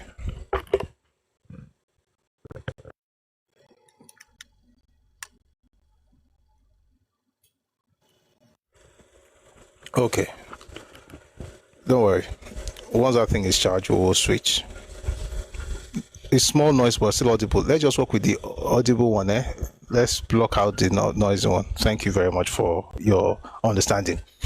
So, the young man, 25 years old, Kowiu Oloyede, who was found to have circulated a video containing false claims of banditry and kidnapping. This one is even funny. Before posting the video, he had only 60 followers. After the video went viral, his follower count surged to over 1,000. But he's in court now. Take a listen to DSP Olusheyi Babasheyi, who is a police public relations officer in Ogun State. Take a listen, please. Before the video, he had 60 followers, but after the video, he had over 1,000 followers. So he achieved this aim of having more followers by creating panic in the society. There are many offenses we might have committed as against Nigerian law. Falsely claiming he was kidnapped, giving public officers or giving false information is an offense under the law, and causing panic and the breach of the peace is another issue.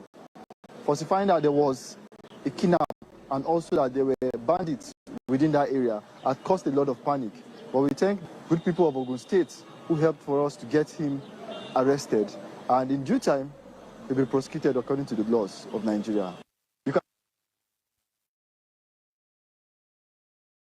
So it looks like a lot of people are going to be going to prison very soon. Someone says you missed something. No, if I mute it, you'll not be able to hear anything. Just leave it the way they are. Everything that is unmuted is actually serving a purpose. Trust me. All right, let's move on to Babajide Kolade Otutoju's view of this particular matter of sharing fake news and misinformation all over the place. Take a listen, please.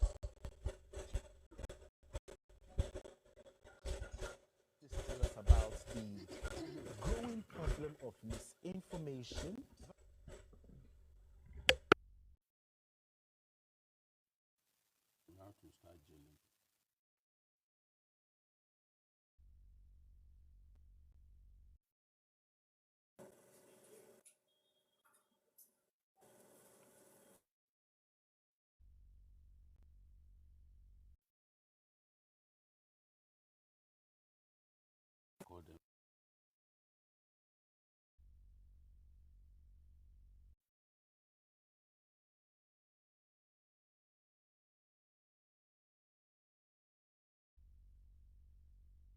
Related issues.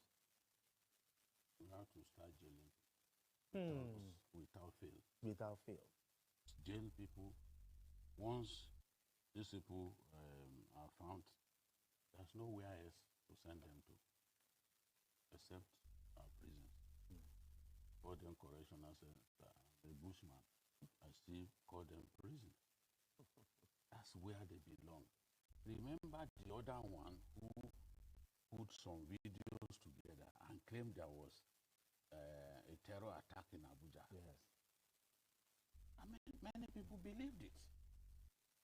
These days we see videos from and pictures from somewhere else. They will claim it's happened in Nigeria. Even the one that they are circulating about those children, your children, that they put this thing. Please, can you hear that? I mean, do you hear? It's not audible. Oh boy. 1 second. Oh, I know why.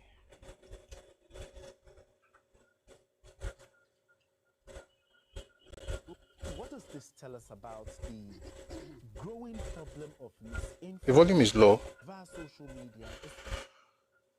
Okay, give me a second.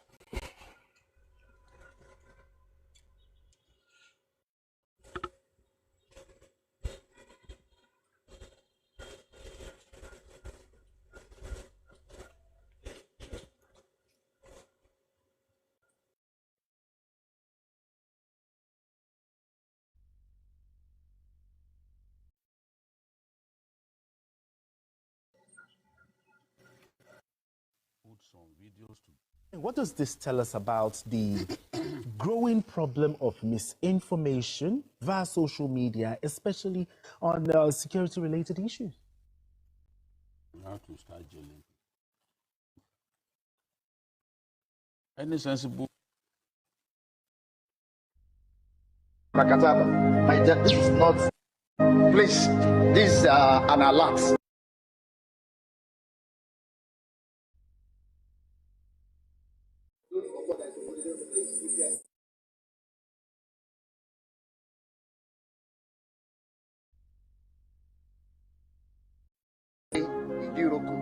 Please, this we have to give this information. This one we have got an alert that the kidnappers is around this road. Please let the police, let every what is the. It's not the sound, it's the video. It wasn't the sound, it was the video itself. The volume is low from them. It's not, it has nothing to do with the devices here. So I guess the recording is actually very low. I'm playing it now. You can hear. So that's the sound from the video. Can you hear what they're saying? If you can't, let's just move on. It's something from the video itself. It has nothing to do. I had to scatter everything here. Well, not everything, but there's nothing wrong with the setup. It's the video. But thank you very much for, calling my attention to that. And very soon I'm going to switch everything again. All right. Let's move on to other things. Thank you. I will switch very soon. I just need some juice on the other device. Speaking of fake news, you remember the incident that happened? Should I call it the incident or the video that was, being broadcast all over the place last week about the president, where VDM was saying certain things about what was allegedly saying certain things about the president, and we played it here and we had a conversation, and I said that you don't have to be very smart to discover that particular video was fake, and that the person who was talking, clearly you could hear President Tinubu's voice. Oh dear God.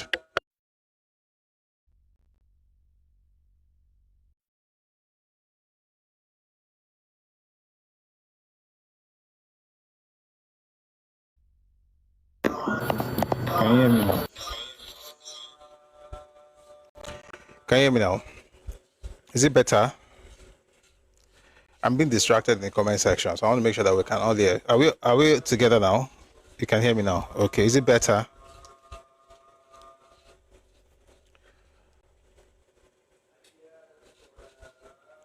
All right, let me finish. Let's continue this. So we talked about how when you listen closely, yes, the voice, the sound was President Tinubu's sound, but what was not the one saying, please now, we've heard, what am I going to do? I can't go and meet the people praying to stop praying now. Jeez, man. See, when you join, just hold on, please. Like, as you're talking, I'm actually a bit distracted. Let's just stick to this. There's nothing I can do about what's happening around. Flower, you come from a place where people are most of your people are Christians, but they're still killing themselves. So when you say Sharia, I don't know how that has changed your family situation. Now, I was talking about VDM. VDM, the video came out and it was VDM saying certain things, but turns out that the audio was supposed to be President Tinubu saying certain things that he was responding to. And clearly, what happened was that the audio was doctored, but as it turns out, the video itself was also doctored. I don't know if you've seen that video, if you've heard it, but just in case you haven't, I'm going to play some things from compare later. Take a listen, please. See this next video I'm about to play. After you people watch it, we can't decide whether on a shrine they don't take cook on our mind. All the people who want support Bola Ahmed Tinubu 2027, we can't know whether they don't cook your mind. So you know go get sense. Or on a day okay. They've been trying to take me out from the position, but it's not possible. And mind you, I'm winning this election. I don't care whatever is happening. Nigeria deserves it. Because when I was running as a president, they didn't wanted me. Now, all of a sudden, they want me to rescue them from insecurity.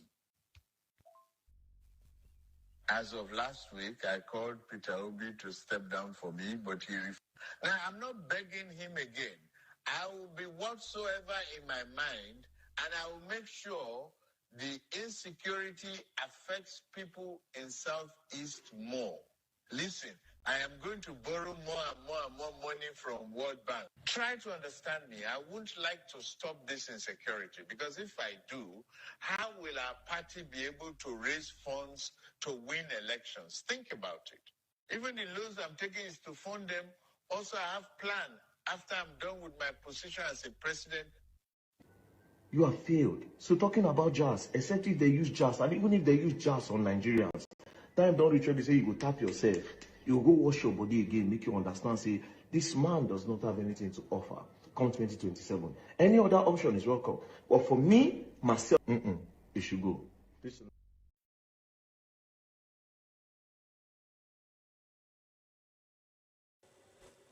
So it turns out that even the video itself was not even real.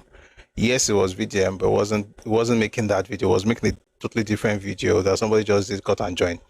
So they created an audio using AI and then plastered it on his already made video. That's VDM's video, and then put it out as VDM responding or reacting to something the president said. And here, whichever way, by all means necessary, you must have electricity, and you will not pay for estimated bill anymore.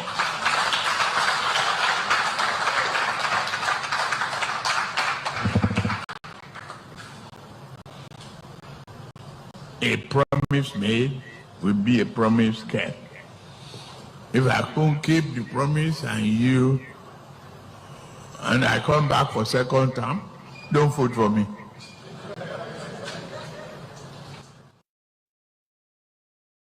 so like I said when we first listened to that video some days ago, that the only thing they got from Tinubu was the way he sounded. Okay, and even then they couldn't keep up with the tempo. The tempo for him, I mean, Tinubu's original tempo is already very slow.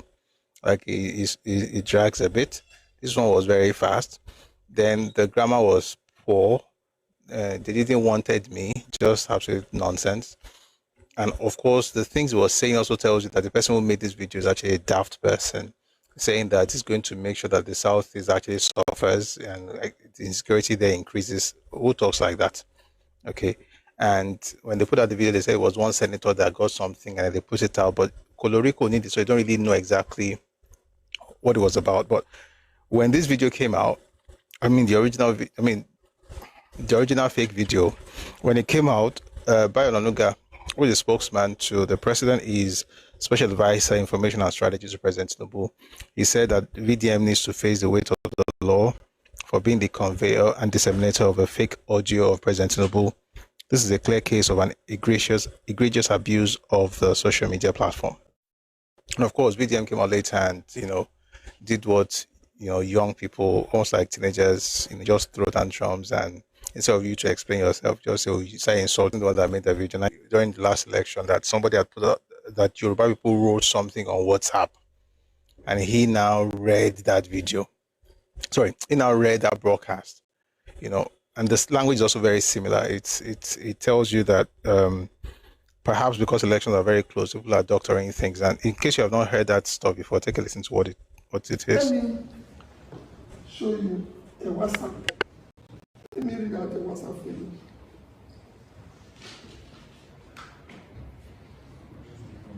Let me just show you a WhatsApp I sent to someone.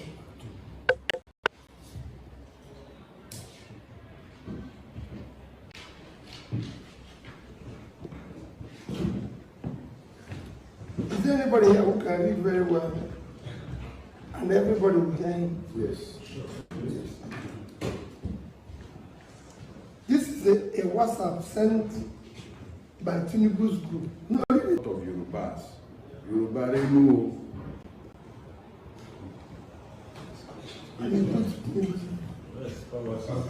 This is your contract. He don't see the value of let's have something better. All agree that the audio was fake. The only other thing that I did not wait to verify is the video. So the audio was fake, the video was also fake.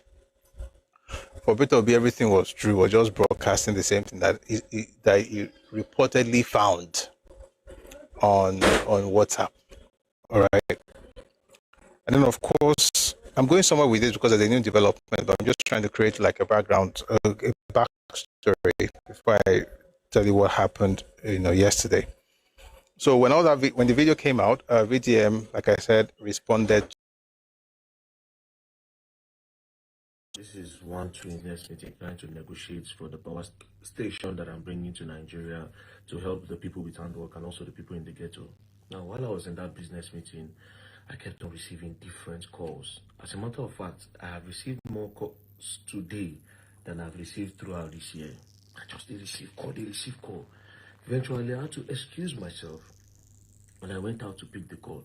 Immediately I picked the call, I could hear fear in my friend's voice. Oh, David, why you go post that thing about Tinubu? I'm like, what are you talking?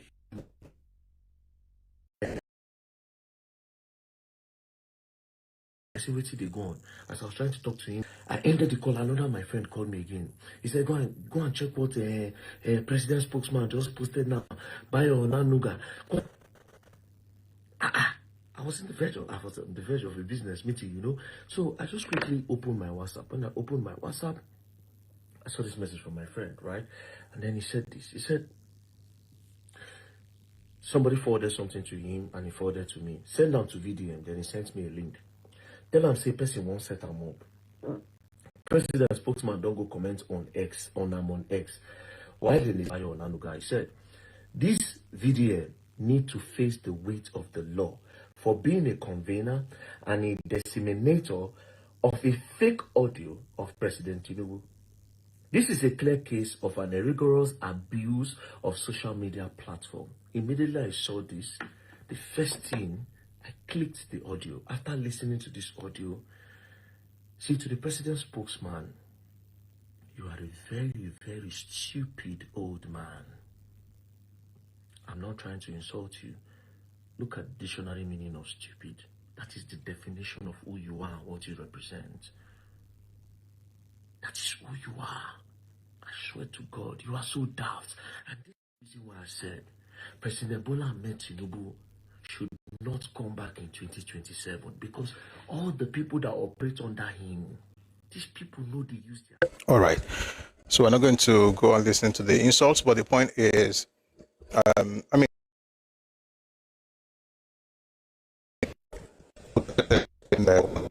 who made that video, and we went on to insult him anyway. But he's right that he wasn't the one that made the video. Now, yesterday, some things came up. So a few days ago, just after all of these things went out, a particular guy who some people say is a tech expert decided to, I don't know, I should call it forensic analysis of the videos and images. Long story short, Bayo Onanuga put out a post 2 days ago saying the IGP crack team has arrested Ifechukwu Dennis, who originated the fake voice that he passed on to his gullible targets as President Tinubu's voice. Dennis was arrested in Benin. The police will issue an official statement. Right? There's a bigger report here. Man behind viral this from Ayofe. Man behind viral fake Tinubu voice arrested in Benin as police launch major crackdown. So you have that, of course, also on the other page. But here's the funny thing. The boy who was supposed to be the one making all these fake videos then decided to do another video to talk about something you probably would understand, but I'd never get them. Please take a listen to this. It's a viral video that is going viral on social media. So, and it says that I am the person, like this video now that I just finished watching, that I'm the person that created the AI voice note of the president that is going viral on social media. And the voice note. Who added that voice note to Very Dark Man video? And I'm not also the person that added it. I just collected this video from this place. You see this account now that you're seeing here. This is the place I collected the video that I posted on my page. I did not create nor edit Very Dark Man and that fake AI voice note to the video. I didn't do that. I did not do that. I am not the person that did it.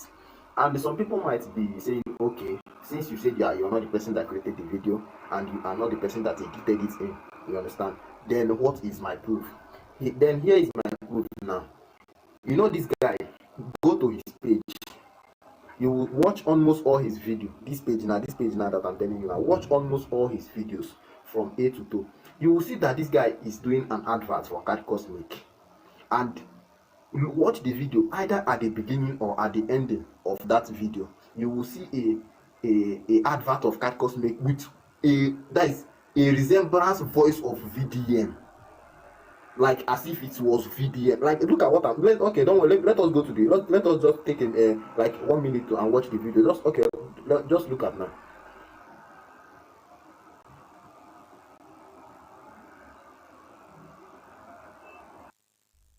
Make una see me see problem. I just see room away. Oh boy. Ratel 1 can get you 15K on Cat Cosmic app.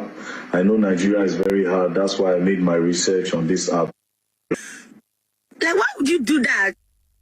Error code Ratel 1 can get you 15K on Cat Cosmic app. I know Nigeria is very hard. That's why I made my research on this app.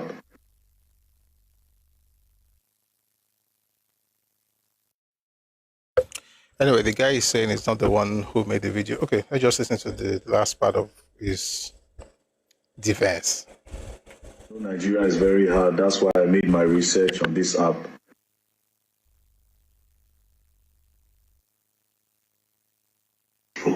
I hope you people have seen it.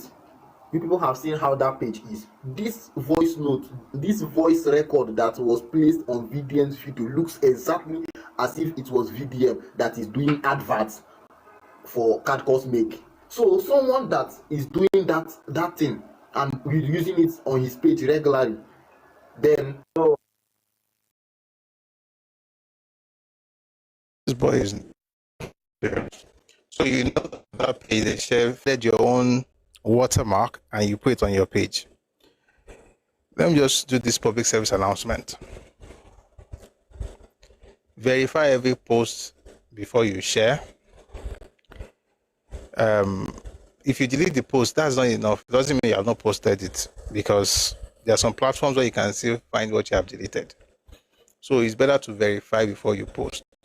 And if you find that what you have done is wrong, just put a lot of apologies out there. But generally speaking, just be careful before you put anything out there, because the person you are defaming may not hear all this or involve everybody speaking. And that's why I did what I did yesterday when somebody went off. Like, you have to be very careful what we're sharing on the platform. And the reason, of course, is because if you share or you spread false information and fake news, whether it's on social media, on Twitter, on TikTok, on Facebook, on YouTube, or on WhatsApp, you're liable to 3 years jail. You will not do jail. Share. I think at this point, I'll just bring some people up. There's something else I want to talk about, but I'll put that till after these two folks come up, and then I'll share these other things. Thank you very much for listening. Let's have...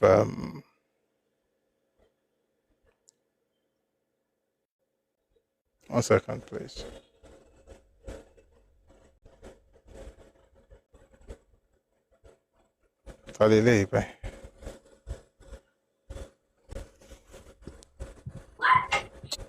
Good evening. Hello? Please mute. Hello?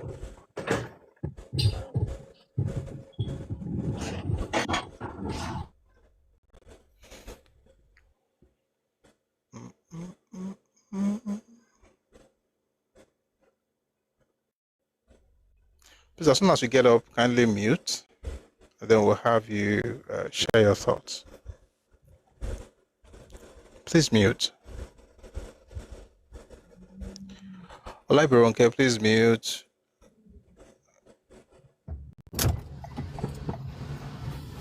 Olaiberonke, are you there? Yes, I'm here. I'm not. Please mute.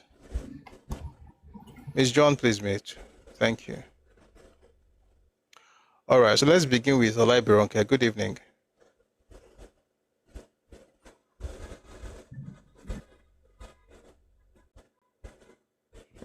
Ms. John, good evening.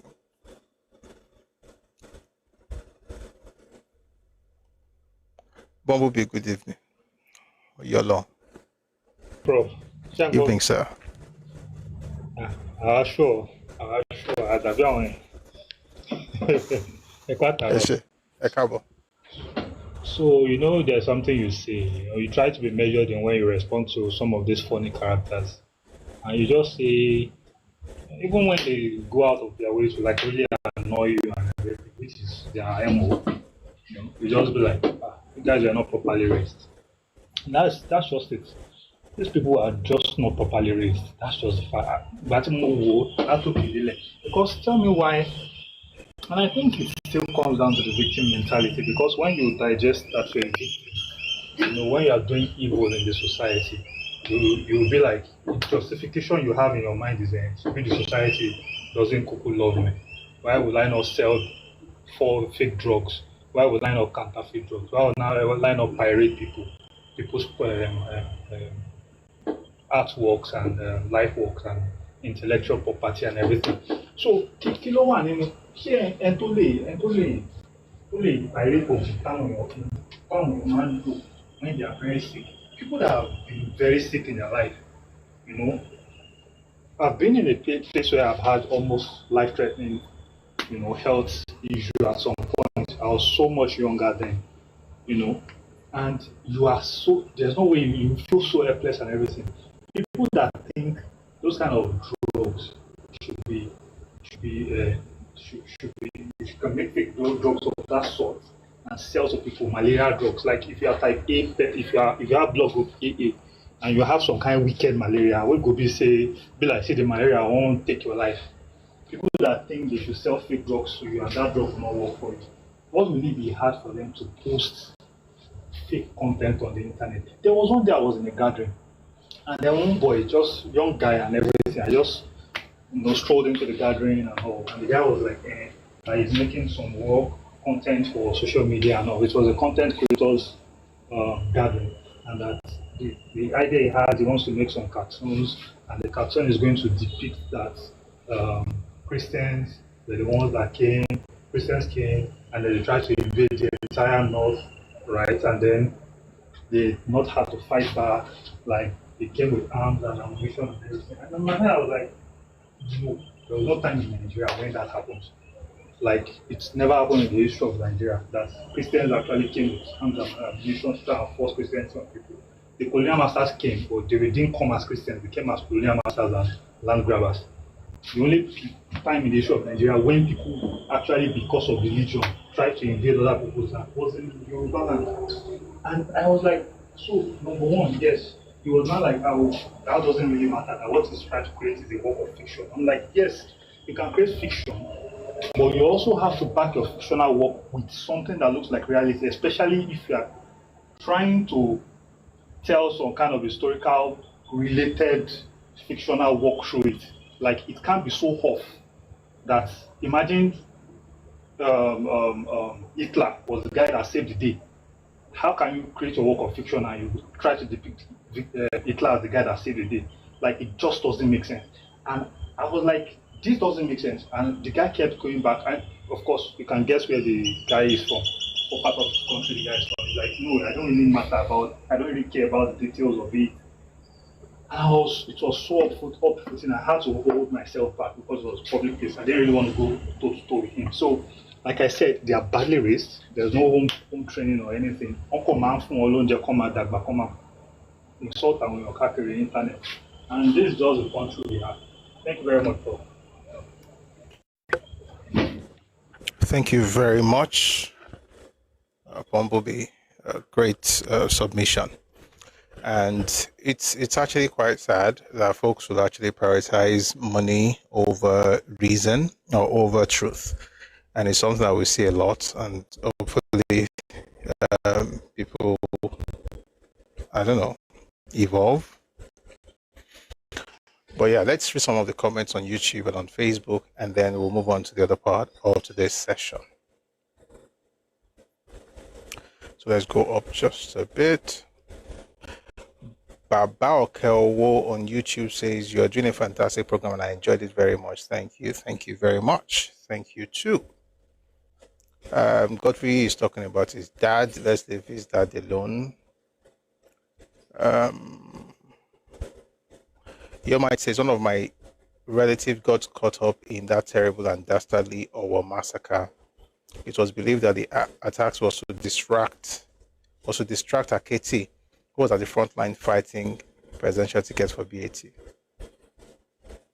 Well, there's also the part where it has to do with, I think they also mentioned how it was because somebody in the church had said something about the prophet or something like that. It's quite interesting.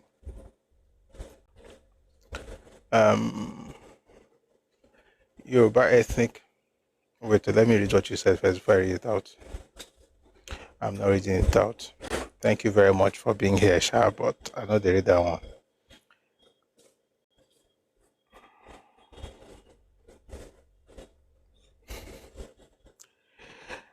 I think Yoruba people, some of us who are agitators, you're agitating for your own nation and everything, please be measured. Well, most of you are not in Nigeria, Sha, so it's okay. Please be measured. During the last election, many of you did not even support Tinubu. Now they're asking him to give you Kiniko. Just for your sake. If you don't like, don't listen. It's okay. Your mind says BAT had commenced the reshuffle. Okay, so someone says here, I'll just read part of it. If Tinubu does not attempt to restructure in the second term, back to ethnic regional governments with a week. We never had ethnic regional government in Nigeria. That's the problem. When people say they want to go back to something, you're not going back. There's nothing like going back to ethnic regional. We never had it. So you're not going back to it. The regional structure Nigeria had, right, throughout the 1950s, we actually started in 1948, 47-48 with Arthur Richards' constitution. It is not based on ethnicity. That's why I say that some of us are asked for, let's go back to the past. Try and study that past very well. And the reason I talk about this when it comes to regional system is that the people who lived in that past were asking for something else. Our Lord did not do what he did because the structure was perfect. Our Lord did what he did because of his own personality, his own vision, and the people that surrounded him and worked with him. The structure also had issues, right? But if you want ethno-linguistic states, which is what I also want, by the way, then ask for it. But when you say go back, we never had what you are saying we should go back to. Just saying. And calling him what you called him in the comment section is not necessary, to be honest. No, let me just leave it alone. BAT says, sorry, your mind says BAT had commenced the reshuffle and restructuring of Nigeria, and that's why northern oligarchs are working out to prevent his second term in office. State police is next on the restructuring phase. After that, resource autonomy or address the current FAC allocation sharing formula. Thank you. I agree with you. I mean, restructuring is already happening. Okay, and that's one of the things I usually say, that sometimes we're so bent on what we think it should look like that we don't even see it when it's happening around us. All right, so it's not so much what you think it should be like, it's actually the concept of restructuring from the perspective of the Yoruba, at least, or from our father's perspective, is about devolution of powers. Right? And you can see some of those things happening, and I hope it gets better. But we're not there yet, clearly. Thank you for that. Mr. Obaka Dungu says, yes, Prof, I've seen that deepfake. Thank you, sir. Thank you, sir. The statement they didn't wanted me was what gave the content away that was fake. Well, that gave it away, but also the speed with which the person was speaking. Tinubu does not speak fast, for the most part. It's usually slower. And then the content of the message itself is that insecurity in the Southeast is on the increase. And this is me actually using better words for the nonsense the person, said in the AI stuff. Who talks like that? Is it the one that is making insecurity happen the way it's happening now, such that he's not able to deploy more, quote unquote, insecurity in different parts of Nigeria? So the person who even typed it is not a very smart person. All right. I think we've had a great one. Let's move on to something else. We're supposed to read this book, Abi. We might be able to, but let's just take one more news report. I hope the audio is clear. Is it clear? Akin Makin says, is it true Makinde has banned all private security companies in Oyo? Haba. He banned Okada riders, though. Thank you, Logic Vector Adego. Thank you, sir. Sirs. No, there's no news that that Governor Seyi Makinde has banned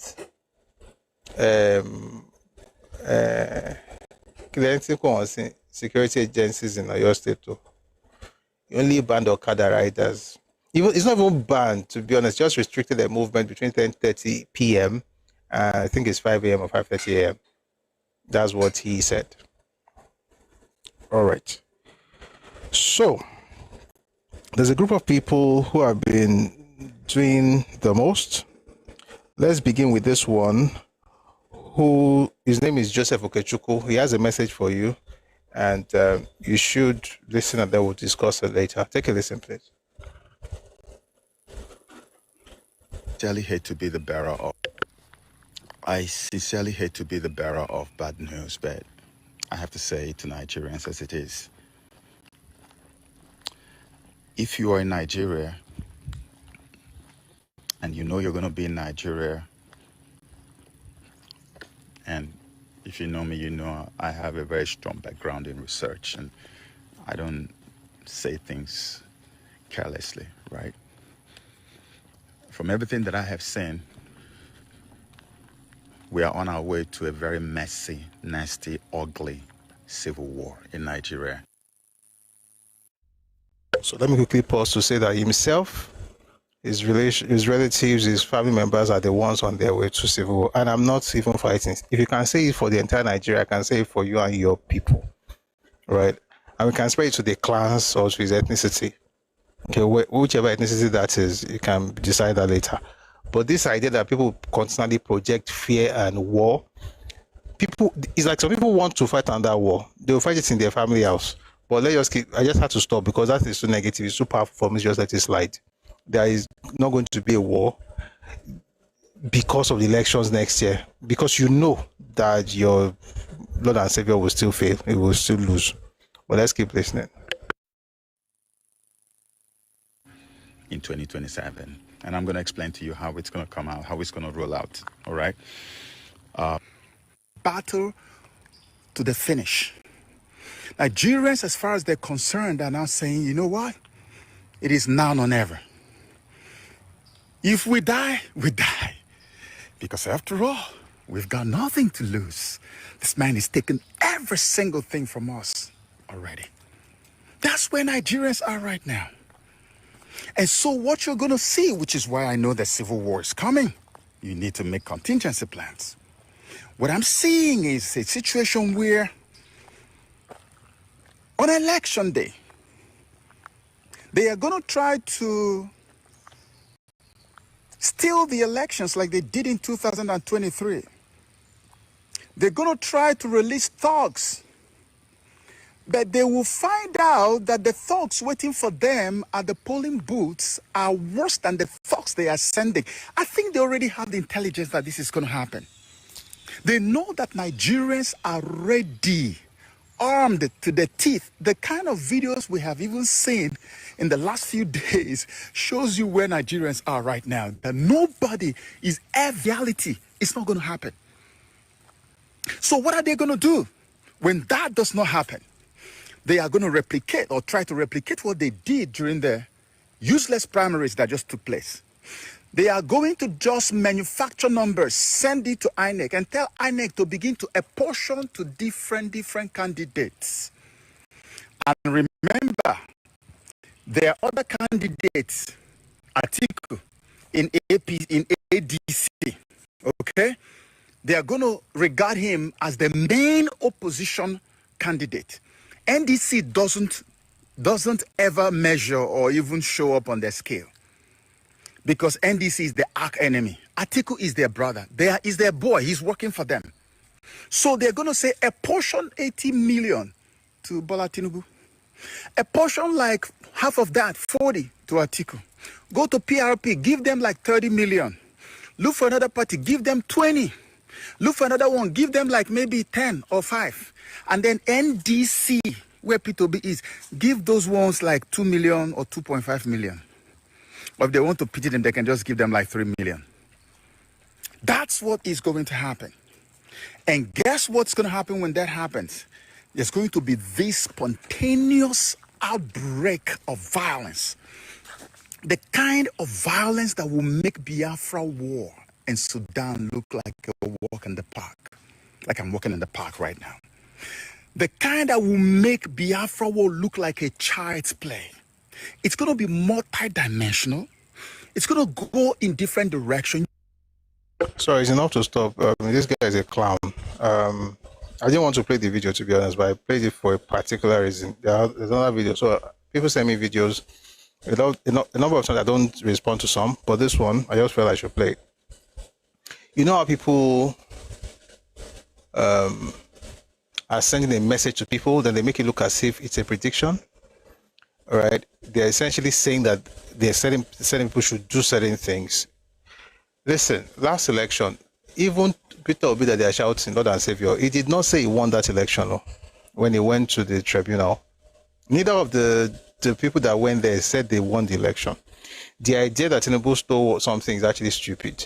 Interestingly, when you look at folks who actually did statistical analysis of that particular election, 2023 election, where you had the highest rigging in this country was in the southeast. This clown that they say that they will give one 8 million, give 80 million, give Obi 2 million. Did they give Obi the 6 million he got the last time? Let me read something to you from a report we have on Substack. It's on our Telegram channel, by the way. You can just go there. If you go to Telegram right now, Redomi Global, you'll find the link in the comment section. Sorry, in the learning section. Anambra State showed an anomaly rate of 24.9%. Nearly 1 in 4 polling units displayed multiple fraud indicators. Enugu came in at 16.7%. Imo at 10.9%. Right? For comparison, Lagos, despite being the political home of the winning candidate, showed an anomaly rate of 2.3%, just 2.3%, or you recorded 0.3%. But Anambra had 24.9%. Enugu 16.1, Imo 10.9, or yours 0.3. But it's the clowns who did 24.9 that are telling the 0.3 people that they're the ones that will steal the election next time. Because number one, they know they will fail. And number two, here's what's really painful. How can an ethnicity constitute themselves as an opposition party? You know, I said something in the article I published earlier today. Certain people, and I said it here before too, I think it was last week, because the idea of politics is actually very new to some people. They had no kings, no chiefs, never had an empire, no great kingdoms. So it's like they're dealing with toddlers who think tears and, you know, just bickering and throwing tantrums somehow gives them what they want. The idea that now that I've mentioned the source, I beg. The idea that now that you know that you're going to lose, let me quickly preempt what we are going to do if we lose. And what they're going to do is not to engage the conversation with sense, is to just carry guns. Listen, if people actually study this Biafran war, and this is Ojukwu, may God bless him and his family. And all those Biafran people, Radio Biafra people, Achebe, Okonkwo, them, Chukwumerije, what they did is actually worse than the war. You have a generation of people who can't think straight. They are looking for a way to, and it's a sad thing. I'm not saying this, there's no other way to say it. It's as if they want to experience it again so that they can now win. Sorry. So that they can win and make up for the failures of the past generation. Every time young people say they want war, it's as if you want to do it again and then prove to yourself that when your fathers failed, you have succeeded. Even though your father have told you that, don't bother doing this again. Ojukwu did a video, an interview, where it was like, it was part of the first one, and there should never be a second one. But the point is, what he's saying is even from what he has said. And what he has said over time, which he kept on saying even after that interview, is that they were victims. They did this to them. They did that to them. You never said what you did and your role. And so there is this yearning for... trying to make up for the failures of the elders. It's a shame. There will be no war in Nigeria, but there can be a war in that place that these people come from. And I'm not hoping, because, you know, if you want it, then it should happen to you. But don't project your demonic imaginations and dreams. After all, the Bible says we should cast down every imagination and subject every thought to the knowledge of Christ. So we're subjecting every thought to the knowledge of Christ. I just quoted an epistle from Ephesians. Okay? It says the weapons of our warfare are not carnal, but they are mighty through God to the pulling down of strongholds, casting down imaginations.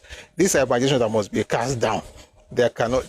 The idea that because you are going to lose, therefore, it's not. You know the funny thing. When I first saw the title, I thought it was saying that because of the kidnapping, this spate of kidnappings across Nigeria, but it had nothing to do with that.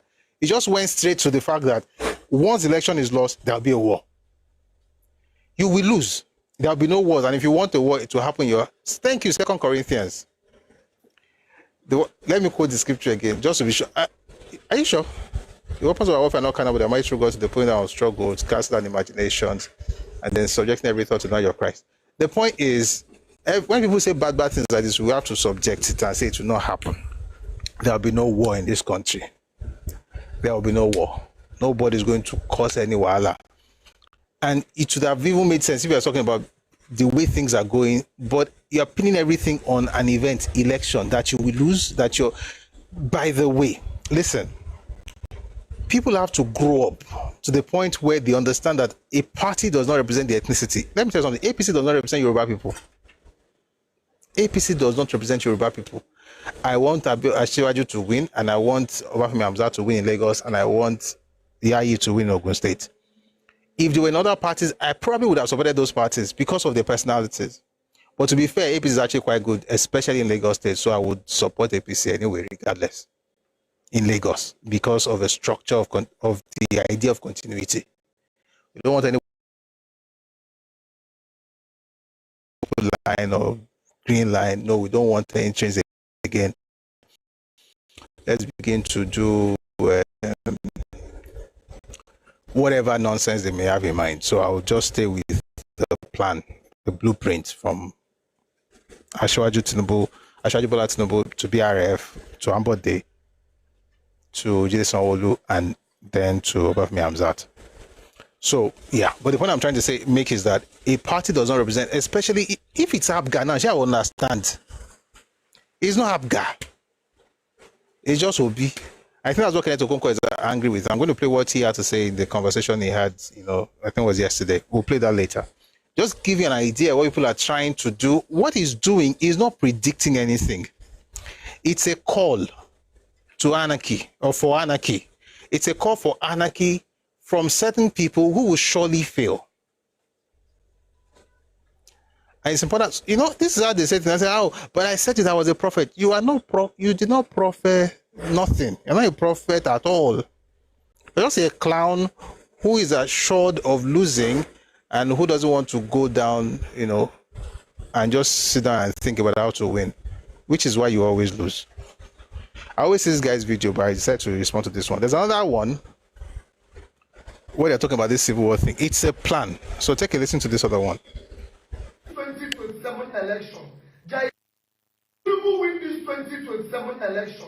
There is nothing like peaceful protest. It's violence or nothing. Police, get ready because they will fund your pockets very well. So you people will throw us tear gas. Get ready, police, because there is nothing like peaceful protest. Violence or nothing. You see all these prominent men, all these prominent people that are supporting APC. Just get ready to vacate Nigeria because you see that your house, I am oil. They go burn and down. They go bring that your house down. NSAS, the land war. NSAS, the land war. Make that happen. Police, we will personal. You see masses personal because as you get at this police, if people win this 2027 election, there is nothing like peaceful protest. There is nothing like peaceful protest. It's violence or nothing. Oh yeah, I told you, he's not prophetic, he's not predicting anything. They are telling you what they will do because they know they will lose. How can you be sane and you are saying there's going to be an election? You're not working towards winning. You're saying if your opponent wins, you're going to destroy things. There will be violence. 1 second, please.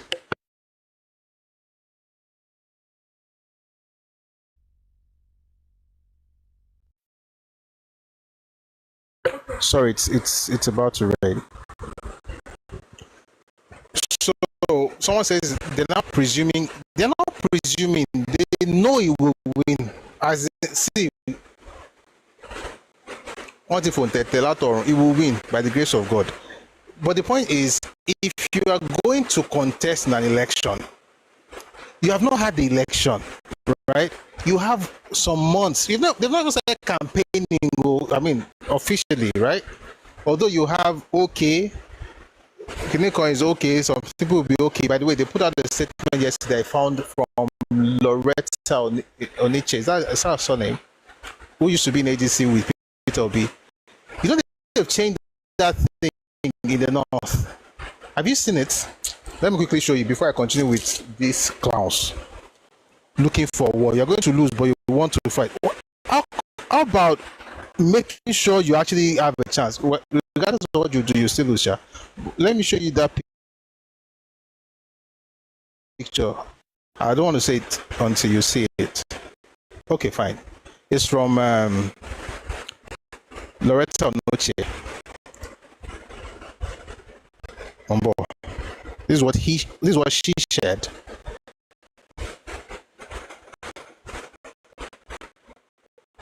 You see it? Going to be pushing in the north. I was like, I didn't know that PRK could be formed out of these people's names, but people are politics is mad. They can create anything out of. This person says, Moaz Magaji, notable PR and campaign setback, a disaster more like. How did this pork slogan, clearly a haram stuff to Muslims, occur with His Excellency Kokonso on the ticket? Is it potentially indicating his VP influence, or is being on it a mere political convenience spent higher? So Loretta Noche says it is what it is, leave it or take it or leave it. So they are switching from okay to pork.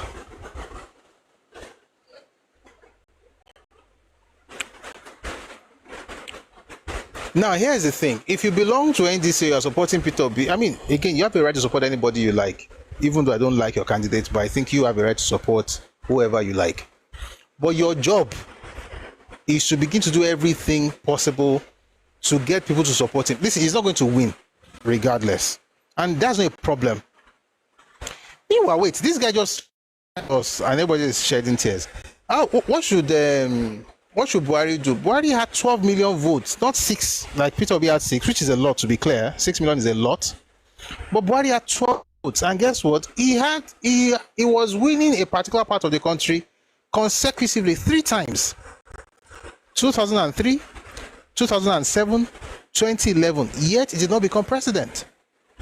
He had to work with folks in the Southwest, specifically President Bola Tinubu, to be able to get that spread that he required. Like I said, the way Nigerian Electoral Act or the laws work in this country is no matter how much volume you get, no matter how many votes you get in terms of volume, you cannot become president if you don't have that spread. So it's volume and spread. As a matter of fact, it's spread and volume. So here's the thing. You have 6 million, you sat at home. Try it again. You will still lose, but at least you are gathering, support, right? And then you'll be able to use that to negotiate, hopefully in a better place than somewhere you go and say in NDC city room. But hopefully somewhere, But here's the point. You cannot be threatening people that if you lose, or when you lose, not if, that when you lose the Biafran war, it was bad. It was terrible. The other day we had a session on surviving Biafra. We listened to that documentary and we discussed it. I mean, all you have to do you don't even have to read books to understand how bad it was. Just, the pictures are enough to even spoil someone's day. So why would you want to have a repeat of that? Because I can assure you, and this was how Ojukwu was shouting that I hope you can hear me. I think the network is going off and on. All right, I feel sorry for folks on YouTube. Okay. That's how Ojukwu was saying back in the day that they'd be the largest. Farabale, calm down. Let's settle this wala. You know, let me pause to say something. The other day I was reading the book by the autobiography of Gowon, and I was thinking to myself, why didn't this, what was he waiting for from May to July? Do you know, and let me quickly say this, Ojukwu declared Biafra May 30, Gowon did not start police action until June. But can you hear me?